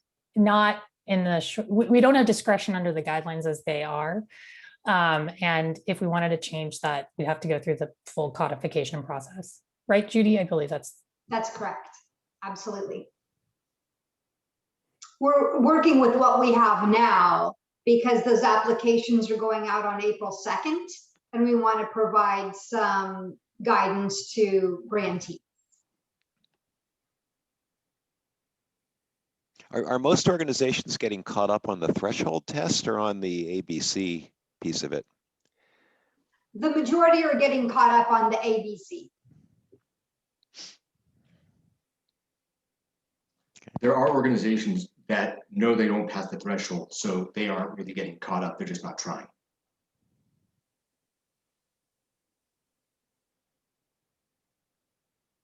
Okay. Any so. I further think questions or comments on that?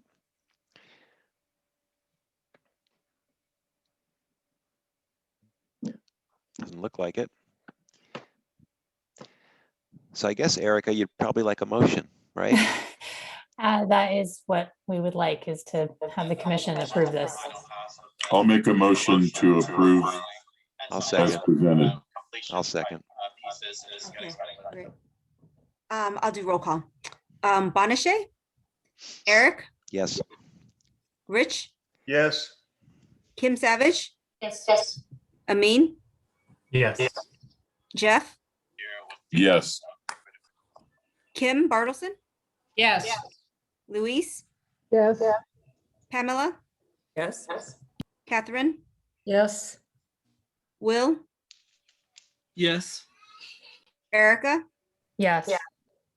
Herman, Yes. Rebecca, Corey, Yes. Zahira, Yes. Jim, Yes. Deborah, Yes. Bob,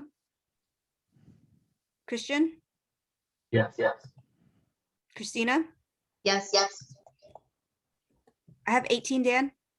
I have 17. I didn't have Rebecca, and I don't have Bob Planthold. I don't have Bob. I don't have Rebecca.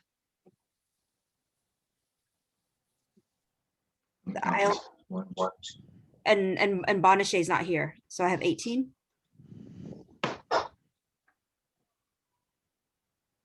Yeah, I'm counting 17 here.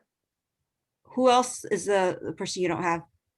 Don't have Benafshe, I don't have Rebecca, and I don't have Bob Planthold. I don't have the same 3, but my vote tally sheet says 18. Hold on, let me manually count.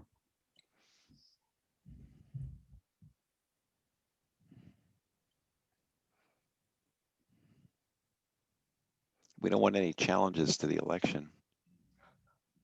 I have 18, Dan. One, two, 4, 4.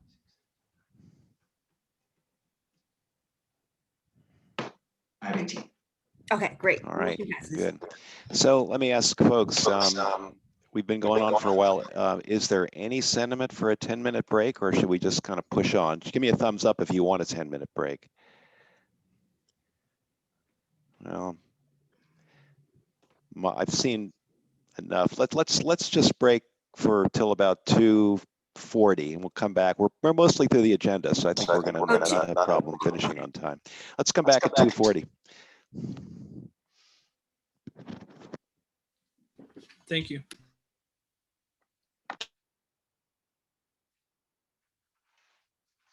Just hit 2:40, which is like the Big Ben of my house. So that means we can maybe get going. Dwan, do we need to do another roll call to see if we have quorum, or can we just kind of get going?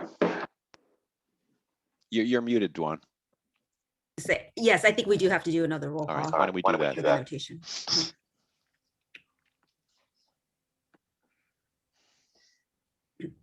Bonachet, Eric, Present.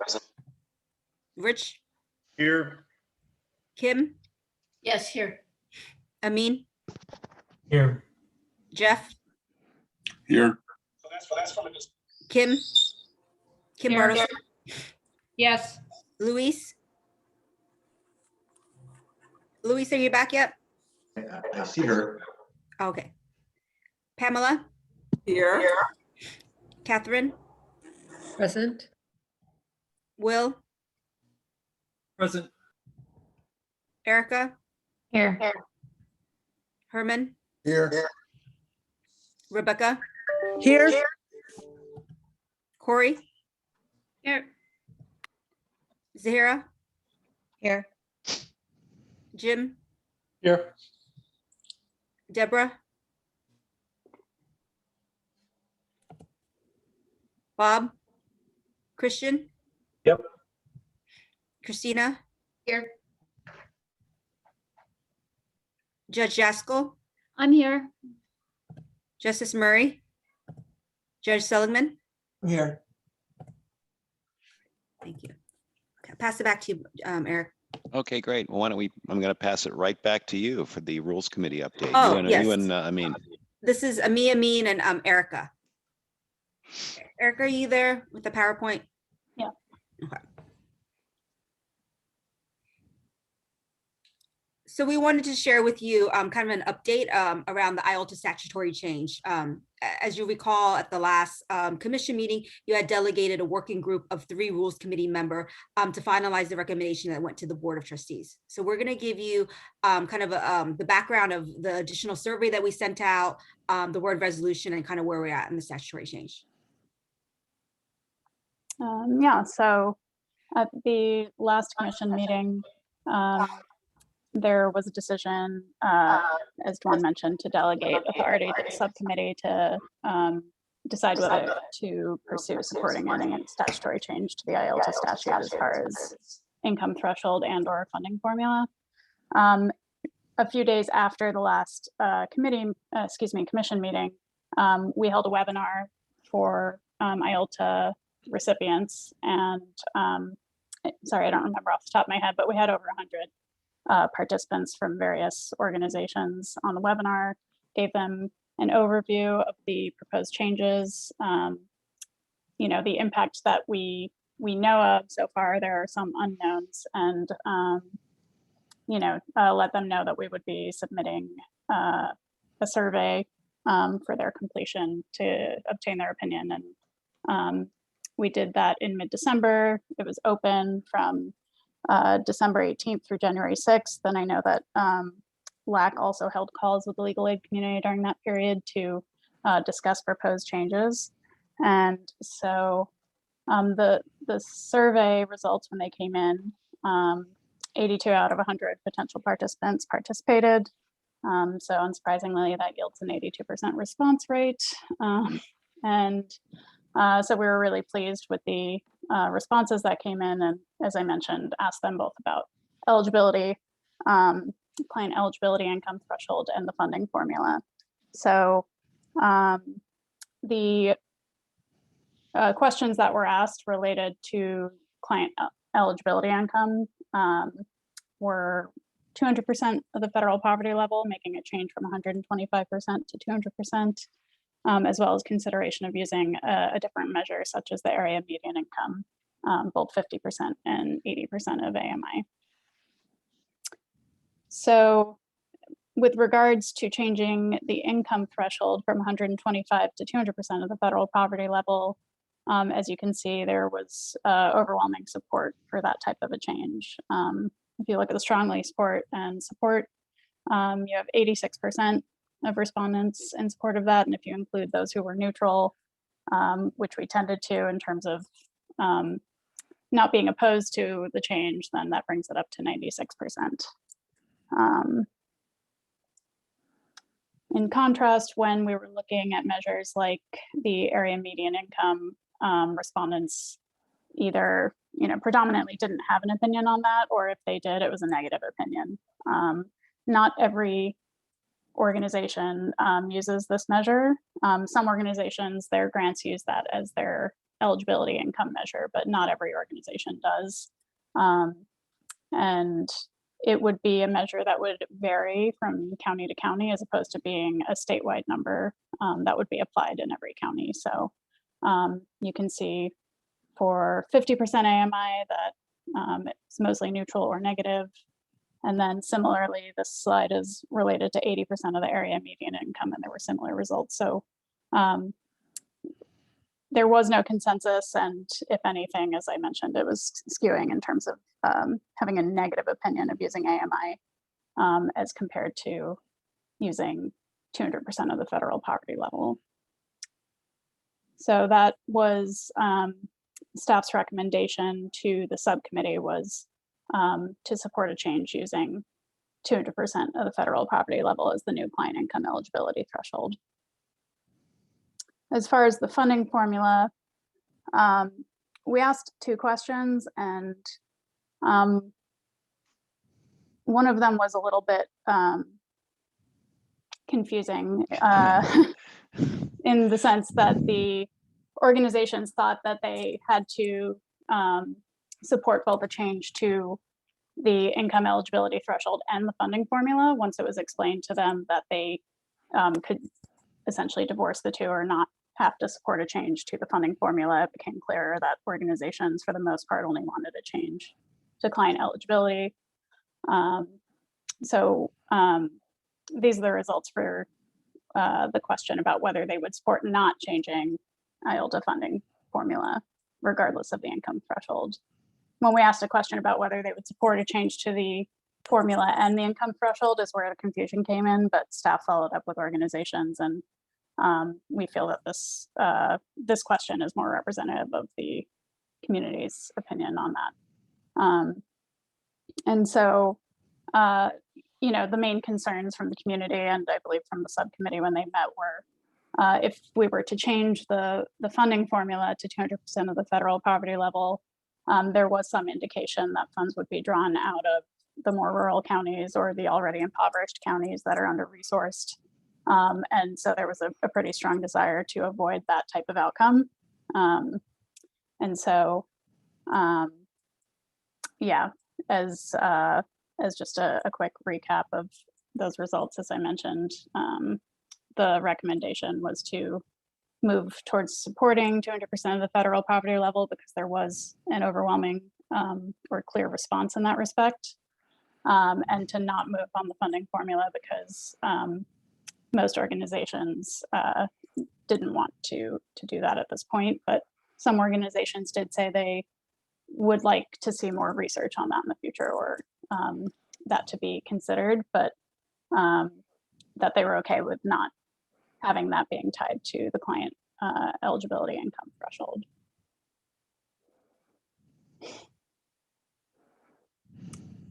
So when the subcommittee met and discussed this, that was ultimately the resolution that was adopted to approve a recommendation on behalf of the commission to support an increase to the IOLTA income eligibility threshold from 125 to 200% of the federal poverty level. And this recommendation will go to the Board of Trustees as part of its legislative priorities in 2021. And then there was a recommendation not to make a change to the county allocation funding formula.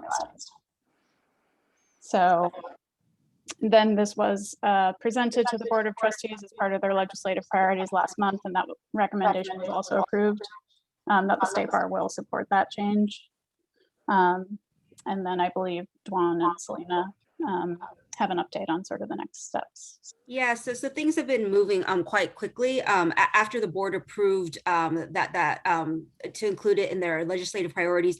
And as you recall, we reported that the amendment to increase from 125 to 200 originally at the suggestion of Selena was going to be included in the State Bar's fee bill so that we can kind of contain the changes in the IOLTA formula. So after that, Selena has been in a discussion with the legislature.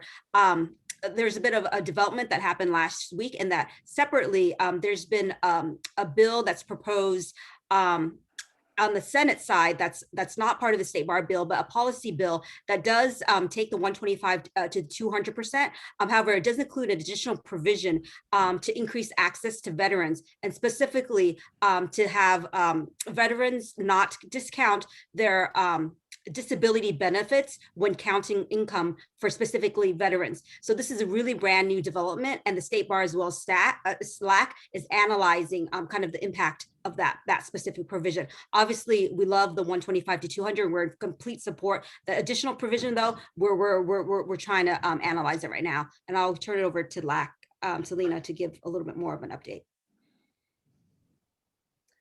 I think, Dawn, do you mind muting yourself? Oh, I'm sorry. Weird feedback. Yeah, so as Dawn mentioned, there is a senator who is so interested in increasing availability of legal aid services to other populations that he's introduced a policy bill. And so I know several of the folks in this commission have been talking with us about, the kind of easiest way to get through what we think is a very modest and conservative increase in the eligible pool of clients. But this has been partnered as a policy bill because Senator Umberg wants to also increase services to veterans who have a disability. So veterans who get disability benefits from the VA. We are working with his office on amendments, and we're hoping to make sure that we can prioritize serving the lowest income veterans. But I've also been talking with Catherine and others about ways to potentially, if it's a policy bill, it could be, perhaps even become a 2-year bill. So how do we kind of address this through multiple strategies? But I think like the good news is that we have a champion in the Senate who is very, very interested in legal aid, understands the importance of legal aid, and understands it so much he hopes that he can open up eligibility to other populations. Would that legislation impact the funding formula at all? Or do you need legislation to impact the funding formula? No. So we're not proposing a change to the funding formula, and you do need a statutory change to fund the IOLTA funding formula right now. His legislation would not do that? No. It would potentially, potentially increase the number of IOLTA eligible individuals that could be, the expenses associated with that could be claimed in an application into the State Bar. That's sort of in the same way that the 200% increases the pool of eligible people. But it's very early in kind of how this is developing, and I think there's just lots of unknowns, and really not, I really appreciate Dwan and Selena's update, but I don't think there's a lot for us to do right now. It's just, let's sort of see how it plays out, and there's lots of different options, and I'm really grateful for the commission and the State Board of Trustees work to increase it to support the 200% increase. So I think that's really the positive takeaway at the moment. Yeah, as Catherine said, it's very preliminary. We are monitoring the developments really closely with LAC, and we will be coordinating efforts. Even if that legislation passed, I realize we're very, very early, but would there be any possibility of that impacting this year's grants, or would that probably not take effect till some future years? That's right. It would take effect in the future years. I mean, Selena and I had mapped it out. It would be not for the 2022 grant application, but it would be, I mean, it kind of depends too how the legislation plays out, but we don't think it'll lag a year at least. Thank you. Kim has her hand raised, then Mark, Tony, and then Corey Friedman. Thank you. Go ahead, Kim. Thank you. Is that legislation been drafted so that you can forward it to those of us who'd like to look at it? Okay. I can share that copy, Selena, that you sent me. Okay. Yeah. Thank you. And who is next? For those of you who are familiar with the legislative website, it's just SB 498. I know Dawn will send it along, but those of you who already want to look it up. The next was Mark Tony. Thank you. I kind of agree with what Eric was implying, that there's nothing worse than an unfunded mandate. And if we're going to, I am in big favor of expanding eligibility, but we should link that and let the legislators who are so enthusiastic, Senator Umberg, that guess what? You need to look at increasing the funding if we're going to increase the pool, because we already know that the current funding fall short of meeting the need for access in low-income communities, in underserved communities, in communities of color. So since Senator Umberg is chair of the Judiciary Committee that we've got to go through anyway for the fee bill, okay, which is great. He's chair of the committee, okay. I just think discussion with the staff really ought to be like, if you really want folks to be served and more folks and served in a quality manner, you really ought to figure out a way to pony up a little bit more resources. So that's just my opinion. You take it or leave it. And Mark, that, we're actually going to talk about that at the next agenda item because there is requests. Selena and I are going to provide another update. That's very good news. There is a request for $20 million, but we'll get to that in the next agenda item. So yes. Any more comments on this agenda item? Okay, well, maybe we should proceed to the next one then. Let's hear the good news. So the good news is that, and Selena, correct me if I'm wrong, not the Senate side, but on the Assembly Judiciary, there is now a request from Assembly Member Mark Stone, who had a request last year to increase equal access. So he's resurrecting that request to increase $20 million to the base of equal access funds. We would like to ask the commission to support this request, and we would bring this to the Board of Trustees at their meeting so that they could include it in their legislative priorities and issue a letter in support of that. So Mark, we are on this, and we are so happy that LAC is coordinating these efforts to increase the EF base. And it's a one-time increase, but obviously once it's in, we're hoping that it will continue. Well, Selena, the other committee chair, that's good. Selena, do you have any more updates besides that? Yeah, just a quick update. And I'm sorry, my children are, I think, about to start banging on the door. So sorry about that. But, they were in the neighbor's backyard, but now they're in my yard. The only other update is, to kind of reiterate what Juan said about the Assembly Judiciary Committee. That is a priority of the Assembly Judiciary Committee, to a request to the Budget Committee of the Senate Budget Subcommittee 5 is that increase in funding for legal aid. That's been consistent over time. And it's not an increase in services. It's meant to backfill IOLTA loss. So that really is a preservation of services request. And we have the same request in on the Senate side. We're talking with legislative staff over there. And in fact, next week, LAC has our annual day in Sacramento that's going to be a week in Sacramento that's meeting with something like 40 or 50 legislators and their staff to talk about the importance of funding legal aid. And so we have that ask to preserve services through the Equal Access Fund. Related to that is we will separately be working on an ask to increase funding for services. So we're still working with a lot of housing advocates on that and other advocates. We think specifically there's going to be need to increase services around housing and consumer debt. I hear the door banging, so give me 1 second. Housing and consumer debt. And so that I can hopefully give you an update at the next commission meeting, but I'm hoping that we also see an increase in funding that will be an increase in services too. And my apologies. Oh, Selena, oh, sorry. Okay, can I share that letter from Assembly Member Mark Stone, the one that asked for the 20 million? Is that public? Yes. Okay, great. So I'll send that out too. That's a public letter, and also please feel free to share the letter from LAC to Assembly Member Christina Garcia as well. Great. And the State Bar will be drafting some type of letter like that as well. Erica, would you mind sharing the motion?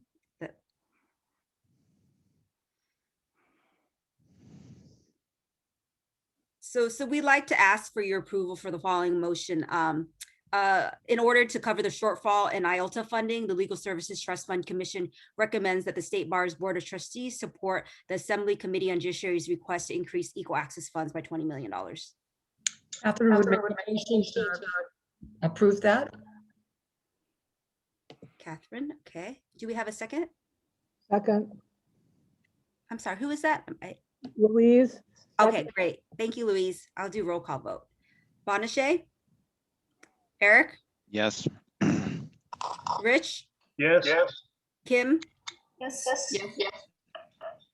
Amin? Yes. Jeff Ball? Yes. Kim Bartleson? Yes. Luis, Yes. Pamela, Yes. Catherine? Yes, Catherine? yes, sorry. No, thank you. Will, Yes. Erica, Yes. Herman, Yes. Rebecca, Yes. Corey, Yes. Zahira, Yes. Jim, Yes. Deborah, Yes. Bob, Christian, Yep. Christina. Yes. I have 19, Dan. Dan, do you have 19? Dan, are you on mute? I'm sorry, I didn't have a sheet for this one, so I'm adding it up right now. Okay.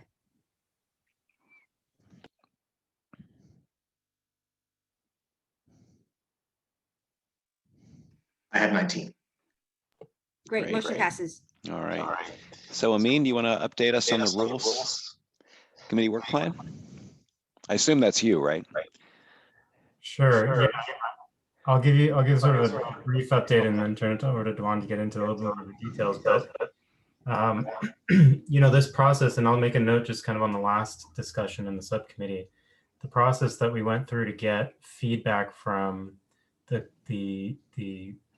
QLSP community and the support centers was really, first of all, I want to thank Erica and Dwan and staff, and also Selena and her team for coordinating that, because it was a really, it was a comprehensive effort. It was an outreach, and they created a survey and prepared a webinar and got feedback from the entire community on these, on the change.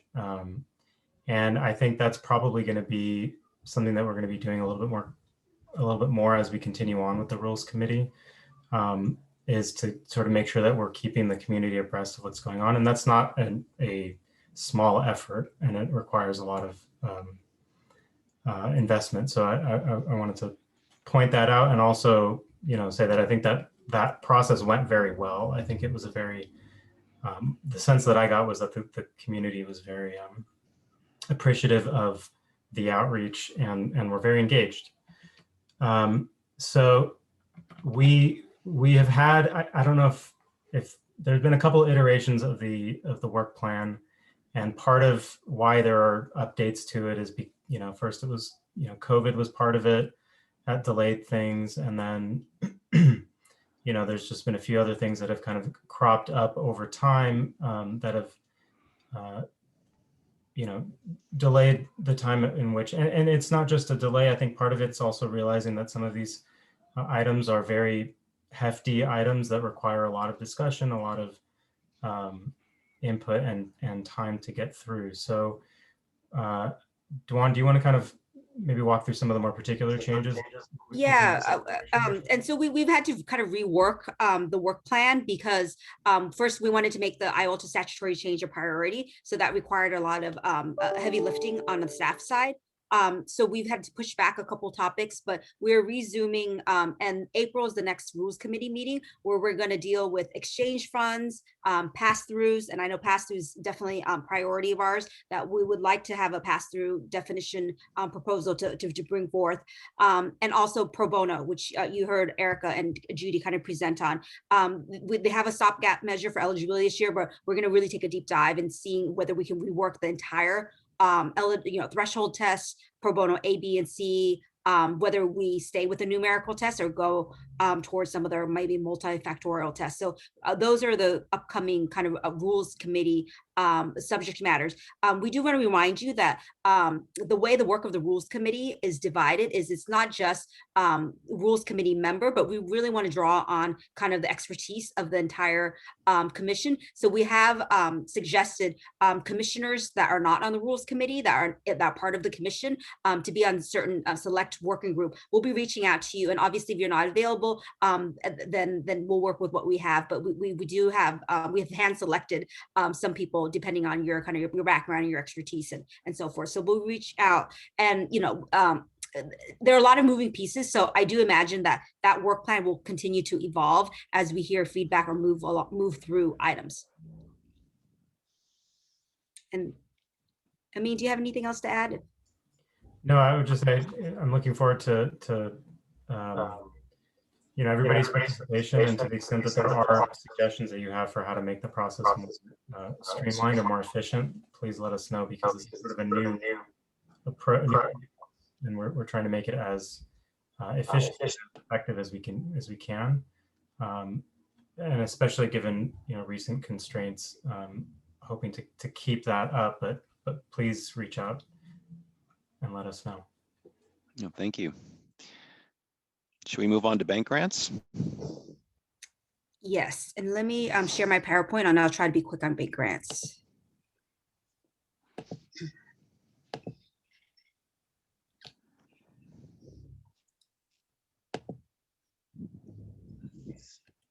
Sorry. Okay, oh, here we go. Okay, so the bank grant committee just has one carryover one carryover request that's it was late coming, but it was kind of part of the reason why is because of all the challenges to COVID. So this is Watsonville Law Center's bank grant project. It started in 2018 and it goes through 2020. So this is a carryover for another 6 months into 2021. They originally received for the year is 75,000, and they're requesting to carry over 31,000, and all of it is because related to COVID. So the committee is requesting that the commission approve the carryover, and this is a community redevelopment project that addresses affordable housing for low-income families.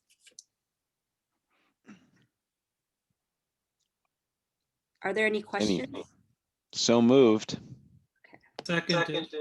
Great. We do. I'm sorry, was that Eric who moved? Yes. Eric, and then Will second, I think. Okay. Bonachet? Eric? Yes. Yes. Rich Rhinus? Yes. Kim Savage? Yes.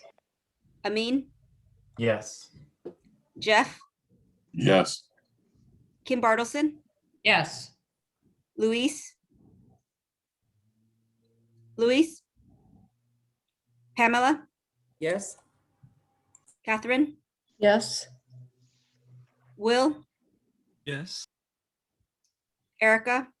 Yes. Herman? Yes. Rebecca? Yes. Yeah. Corey? Yes. Zahira? Yes. Jim? Yes. Deborah? Bob? Christian? Yes. Okay, thank you. Christina? Yes. I have 17. Dan?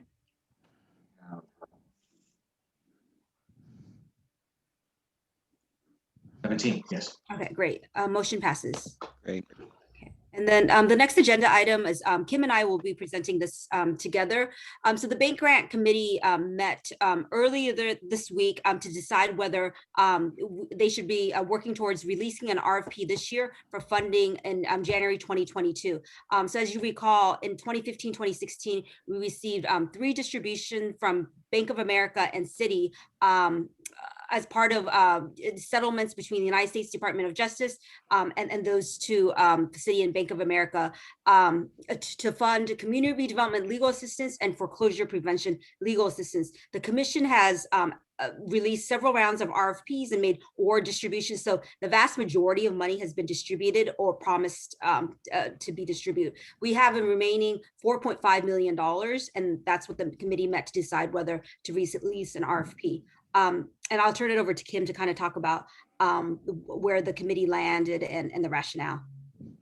So the discussion was what kind of process, if any, we should engage in during in the grand scheme of things. $4.5 million is not a lot. 90% of the bank grant funds have gone out. And it's a lot of effort on the part of everyone, staff, grantees who are applying for funds, committee members to review. So we decided that we would hold on to these funds for now. The other thing that we discussed, which I think is important for the commission to know, is that these funds do not have to be distributed through an RFP. Their distribution avenues, including a formula. So even though it has in this motion releasing an RFP in 2021, in the future, if we decide to release, distribute the funds, it does not have to be through a full RFP process. There are other avenues. That's essentially it. We just decided we would just hold off now. That was the most important decision for the committee to make.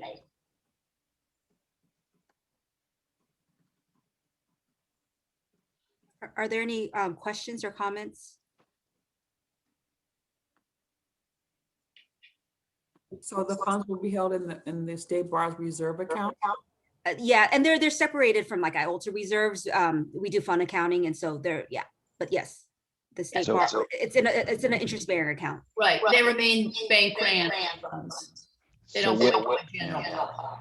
So we'll have the money to distribute in future years. Is that what you're saying? Yeah, it's there in the bank account. Yes, it doesn't go anywhere if we don't. Would that is that the idea though? Is that your thought that we would do an RFP next year or something? Well, we want to assess the situation later this year. There are a lot of unknowns right now, and part of the CARES Act are provisions, for foreclosure. Like there are not a lot of foreclosures that are being instigated right now, so we want to keep an eye on kind of developments and then see how it plays out. So maybe next year, maybe the following year.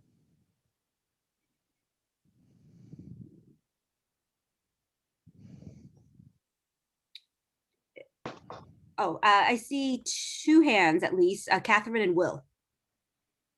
Just a quick question. So I know, so for money was given to certain programs, and are any of the programs at the grant cycle expecting the ability to reapply? Understand the impact on people. We have not made a commitment, Catherine, to release the funding at any time period. We're in the middle of a grant. The 2020 ended, but we also there's still continuing bank grant funding for 2021.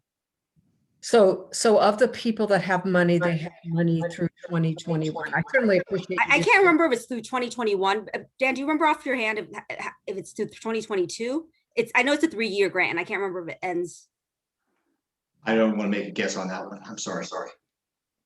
We can get you that information. I can't recall. Yeah, I think you don't have to, as long as I think I'm just concerned with people were maybe thinking it was an opportunity to apply. And no, there's not an expectation right now, Catherine. And in fact, Selena surveyed her board to see whether there was an expectation or a desire. And the caveat is Selena's board is small and doesn't represent all of them, but at least from that small sample size, it seemed like it was pretty split. Some people wanted to release, and a lot of people, I think 2/3, right, Selena? I don't know if she's still on. I think the results was 2/3 said wait and 1/3 said release. And Catherine, did you have anything else? Will, do you have? Yeah, I just want to make sure I understand that it's essentially, though it's an insubstantial amount, it's still a cut in the distributions that are going to go out in. It's not a cut. It's not a cut. It's just not distributing the remaining $4.5 million. Well, if we were going to distribute it, we're not now. So that 4.5 million won't be going out now in 2022. Is that? Yes. So the recommendation is to not decide on a distribution plan for that remaining $4.5 million. Okay, I guess I would have liked a little more background on it before voting, but I understand we want to get going. Thank you. What's the additional background you would like? Just an understanding of where that money would be going and who would be benefiting and could it be helpful, especially in pandemic response, to get that money out now, though it would be a burden on the staff and the commission. Right. So I think another component of this, pardon me, Kim, for jumping in, but there are two stated purposes for the money. One is related to community support, and the other is related to foreclosure prevention.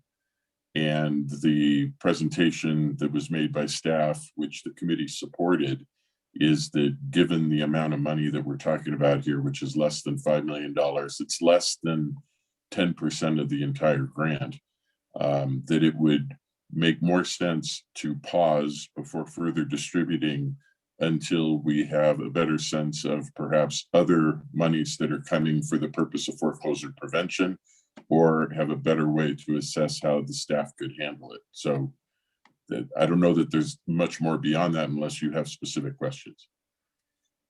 Well, so in case people were concerned, this is not money, for example, that could otherwise go to aid homelessness and stuff like that, right? It has specific purpose tied to it through the settlement, which is to those two purposes that I just defined. Now, the first one can be a rather open definition when it comes to community services, but the intention is related primarily to foreclosure prevention.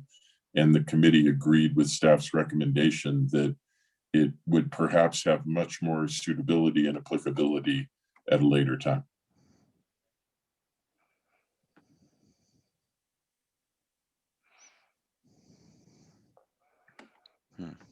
Will, to your question, you know, IOLTA funds are general. They can be used for all purposes. This is earmarked. So it's not as though we are withholding IOLTA funding that could be used for other purposes. This is the idea, I think, is that it'll have more impact at a later point in time than it would have now.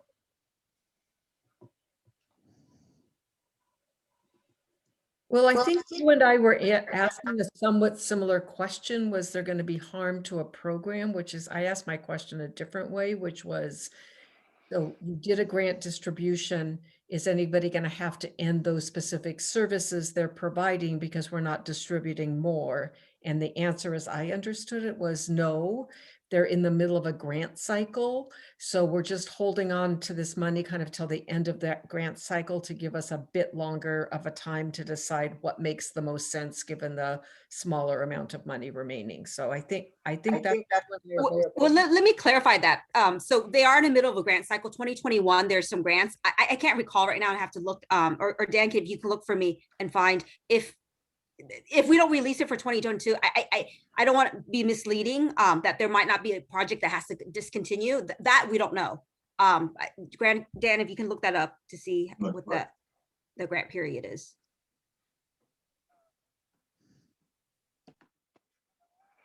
Then sorry, I think my question might not have been clear the first time then. So thanks for clarifying. Well, Kim had, I think, a comment or a question, and then maybe while Dan is finding that information.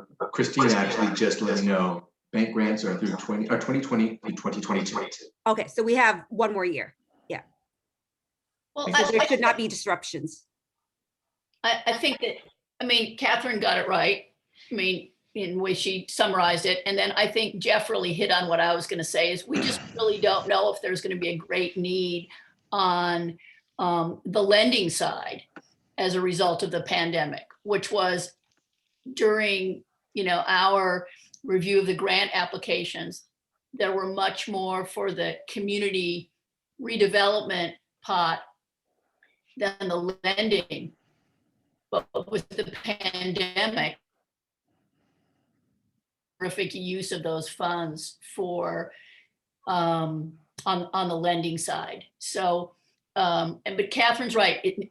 No one is expecting this. Nobody's losing grant funds they were promised. It's this pot we're going to hold on to so that we can use it in what we think is the best way to help the programs help their clients. So I think I know the answer to my question, but I'm just going to ask it anyway. So if the legislature says to us, or somebody from them says to us, hey, you guys want $20 million more for EAP, but you're sitting on 4.5 million of bank grant money. Why are you, that seems inconsistent. So what's the answer to that? It's earmarked, Eric. They're not related. They're not related. It's earmarked. EF is more flexible. IOLTA is the most flexible, then comes EF, and then comes these more restricted funding. This has to go towards community development legal assistance and foreclosure prevention legal assistance. And I think one of the reasons why the committee decided to hold off is, like I said, there's provisions in the CARES Act. So there's not like a wave of foreclosures right now. So they want to see when those restrictions are lifted, how it's going to play out, and tailor an RFP to kind of address that. And by the way, FHFA just extended those provisions to prevent foreclosure. So I think part of the reason we didn't see a lot of grant requests specific to foreclosure and more of it was towards community oriented was because there are these moratoriums in place.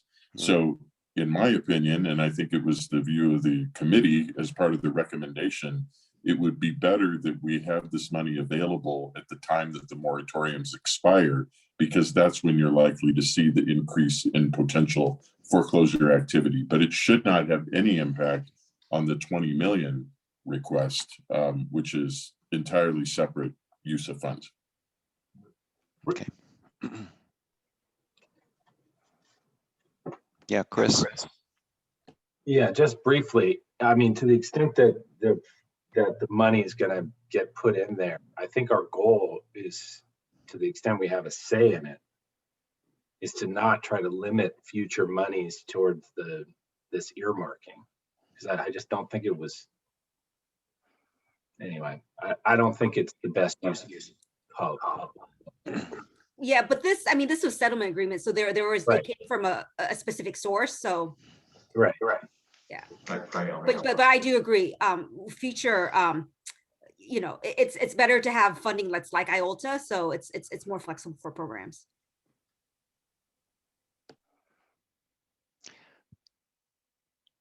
Any other comments? Do we need a vote on this? I guess we do, right? Yes. Yeah. Eric, I'll go ahead and make the motion to approve the committee's recommendation as presented, please. Bartleson. Okay, great. I'll do roll call. Bonachet? Eric? Yes. Rich? Yes. Kim Savage? Yes. Amin? Yes. Jeff?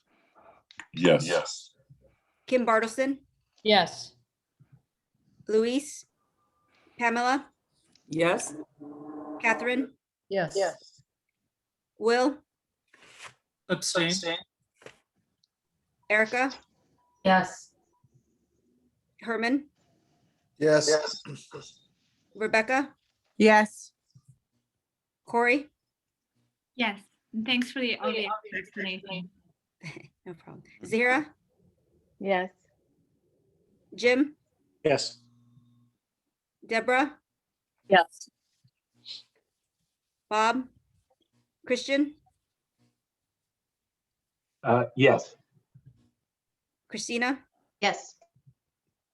17? 17. Okay, great. Motion passes. Right. All right. So I see Selena has moved outside to where the action is. So that's great. So let's move on to item 10. The termination of subcommittees. That's a thrilling item. It's a technical item. Brady, are you on the line? Let me text him. I know he's juggling 2 meetings, and perhaps we could do the liaisons report from Selena and Bonnie. Why? Okay, that's fine. Let's do that. So Bonnie, what do you got? Sorry, my regular computer isn't, I'm off the internet. Actually, we don't have a lot. We're working really hard to answer questions from the legislature about the housing funds and to continue to encourage increased funding for these wonderful projects. I'll keep it short. Great, thank you. And Selena, I can have a similarly short update, given that I've reported already on our legislative work. I would say that this time of year is a time in which we are engaging most of our advocacy time into increasing funding for legal services. So as I mentioned, not only the kind of backfill, preservation of services, but also an increase in services. There are a lot of bills at the legislature this session that potentially could impact increase benefits for our clients or increase protections for our clients. And although we are never the substantive expertise, we help get the word out to our community so they can support. And what I am happy to report is a lot of legislators seem very interested in connecting with their local legal aid program to understand more about the impact of the COVID crisis on low-income constituents. And I think some of that is a result of our past days in Sacramento, and also that I think many of legal aid community feels more comfortable in talking to the legislator and to their staff about how legal aid is part of the safety net, because we've all seen in the pandemic how legal services has been very critical in understanding the kind of changing various benefits, whether they're state or federal, and all of the various protections. So yeah, this time of year, we're just very busy with the legislative session, with policy bills, with the budget asks. And we, as always, have a ton of kind of upcoming virtual events and trainings that we're planning. Great. Actually, I have a question. A comment. Nice flowers, by the way, in your backyard. So what is the current status of the eviction moratorium? I forget where we are on that in California. Do you know? Well, I think some of the folks who are closer to housing issues may know better, even Bonnie. There was just a change made as part of SB 91 very recently. And there's a really amazing fact sheets out there that organizations are putting out. I think that the key note to remember is that it's not really a true moratorium. People are getting evicted across the state for reasons that are still permitted by statute. So it has slowed down in many areas, but in other cases, you're hearing from staff that evictions are still kind of going on. But then the piece that's really important is that the what is owed for back rental debt, that has been kind of pushed off in the future. So people who have lost wages and lost work and they're still not back to full employment, it's kind of kicking the can down the road for a little bit longer. I think it's in July where landlords can sue for back tenant debt, whether it's through a regular civil court or whether it's through small claims court. But those who are closer to the issue can probably correct me on dates, because things just changed recently. I think they changed 2 days ago. And I think it's August 1 for the civil cases, and August 1 for evictions for lack of payment. There are certainly evictions for nuisance and other kinds of things in the meantime.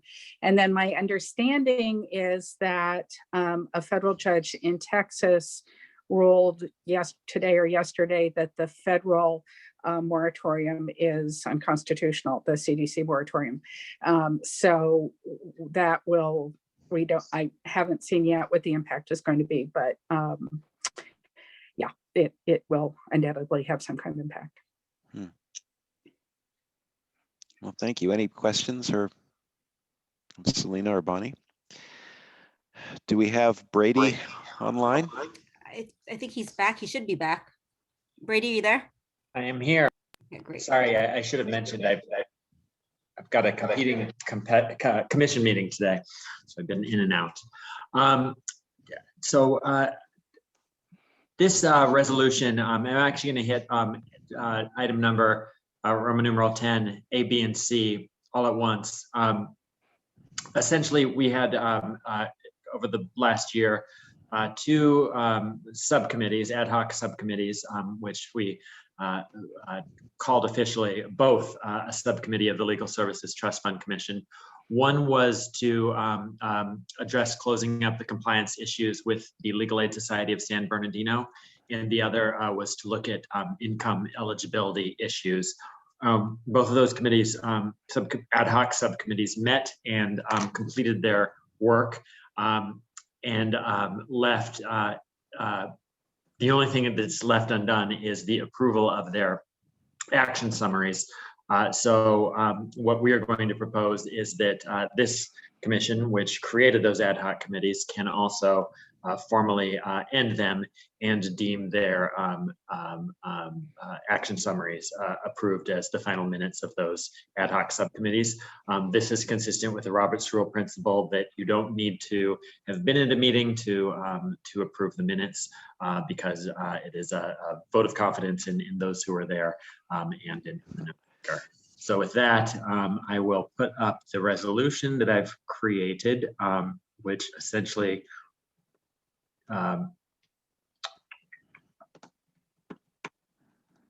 ends those two ad hoc groups and approves their minutes, and those 3 sets of minutes are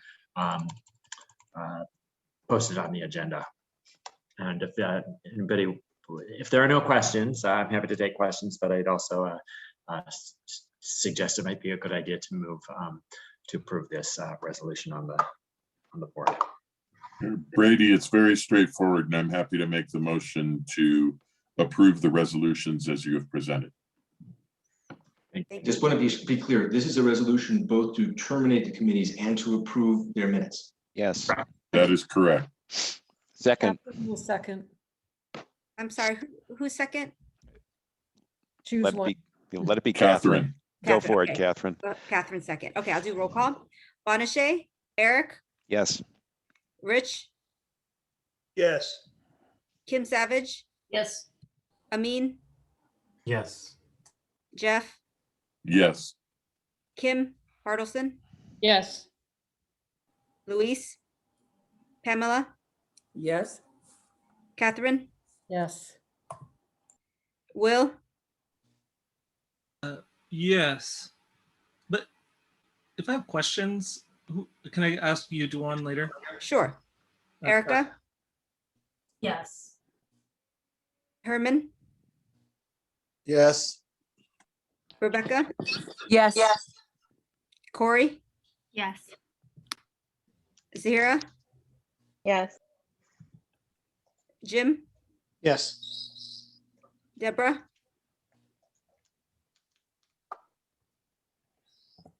Bob, Christian, Yes. Christina, Yes. 17, Dan? 17. Okay, May great. I Motion- may I get a Duan. confirmation who was the second on that one? It was Catherine Blakemore. Catherine, but Duan, I think Deborah was trying to say something and she was muted. Oh, Deborah, are you still there? I didn't hear you. Yeah, So- I am. I'm sorry. It's just Oh, I no wasn't sure. Okay, I'm not sure what the procedure is here. I need to abstain as to Legal Aid Society of San Bernardino. Okay, And yes, as to income eligibility, if I can do it that way. If not, just abstain, please. okay, so yes, with those abstentions, so the vote is 18, Dan. Very good. Okay.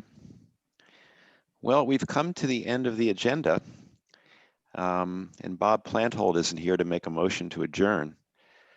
So I'll just do it.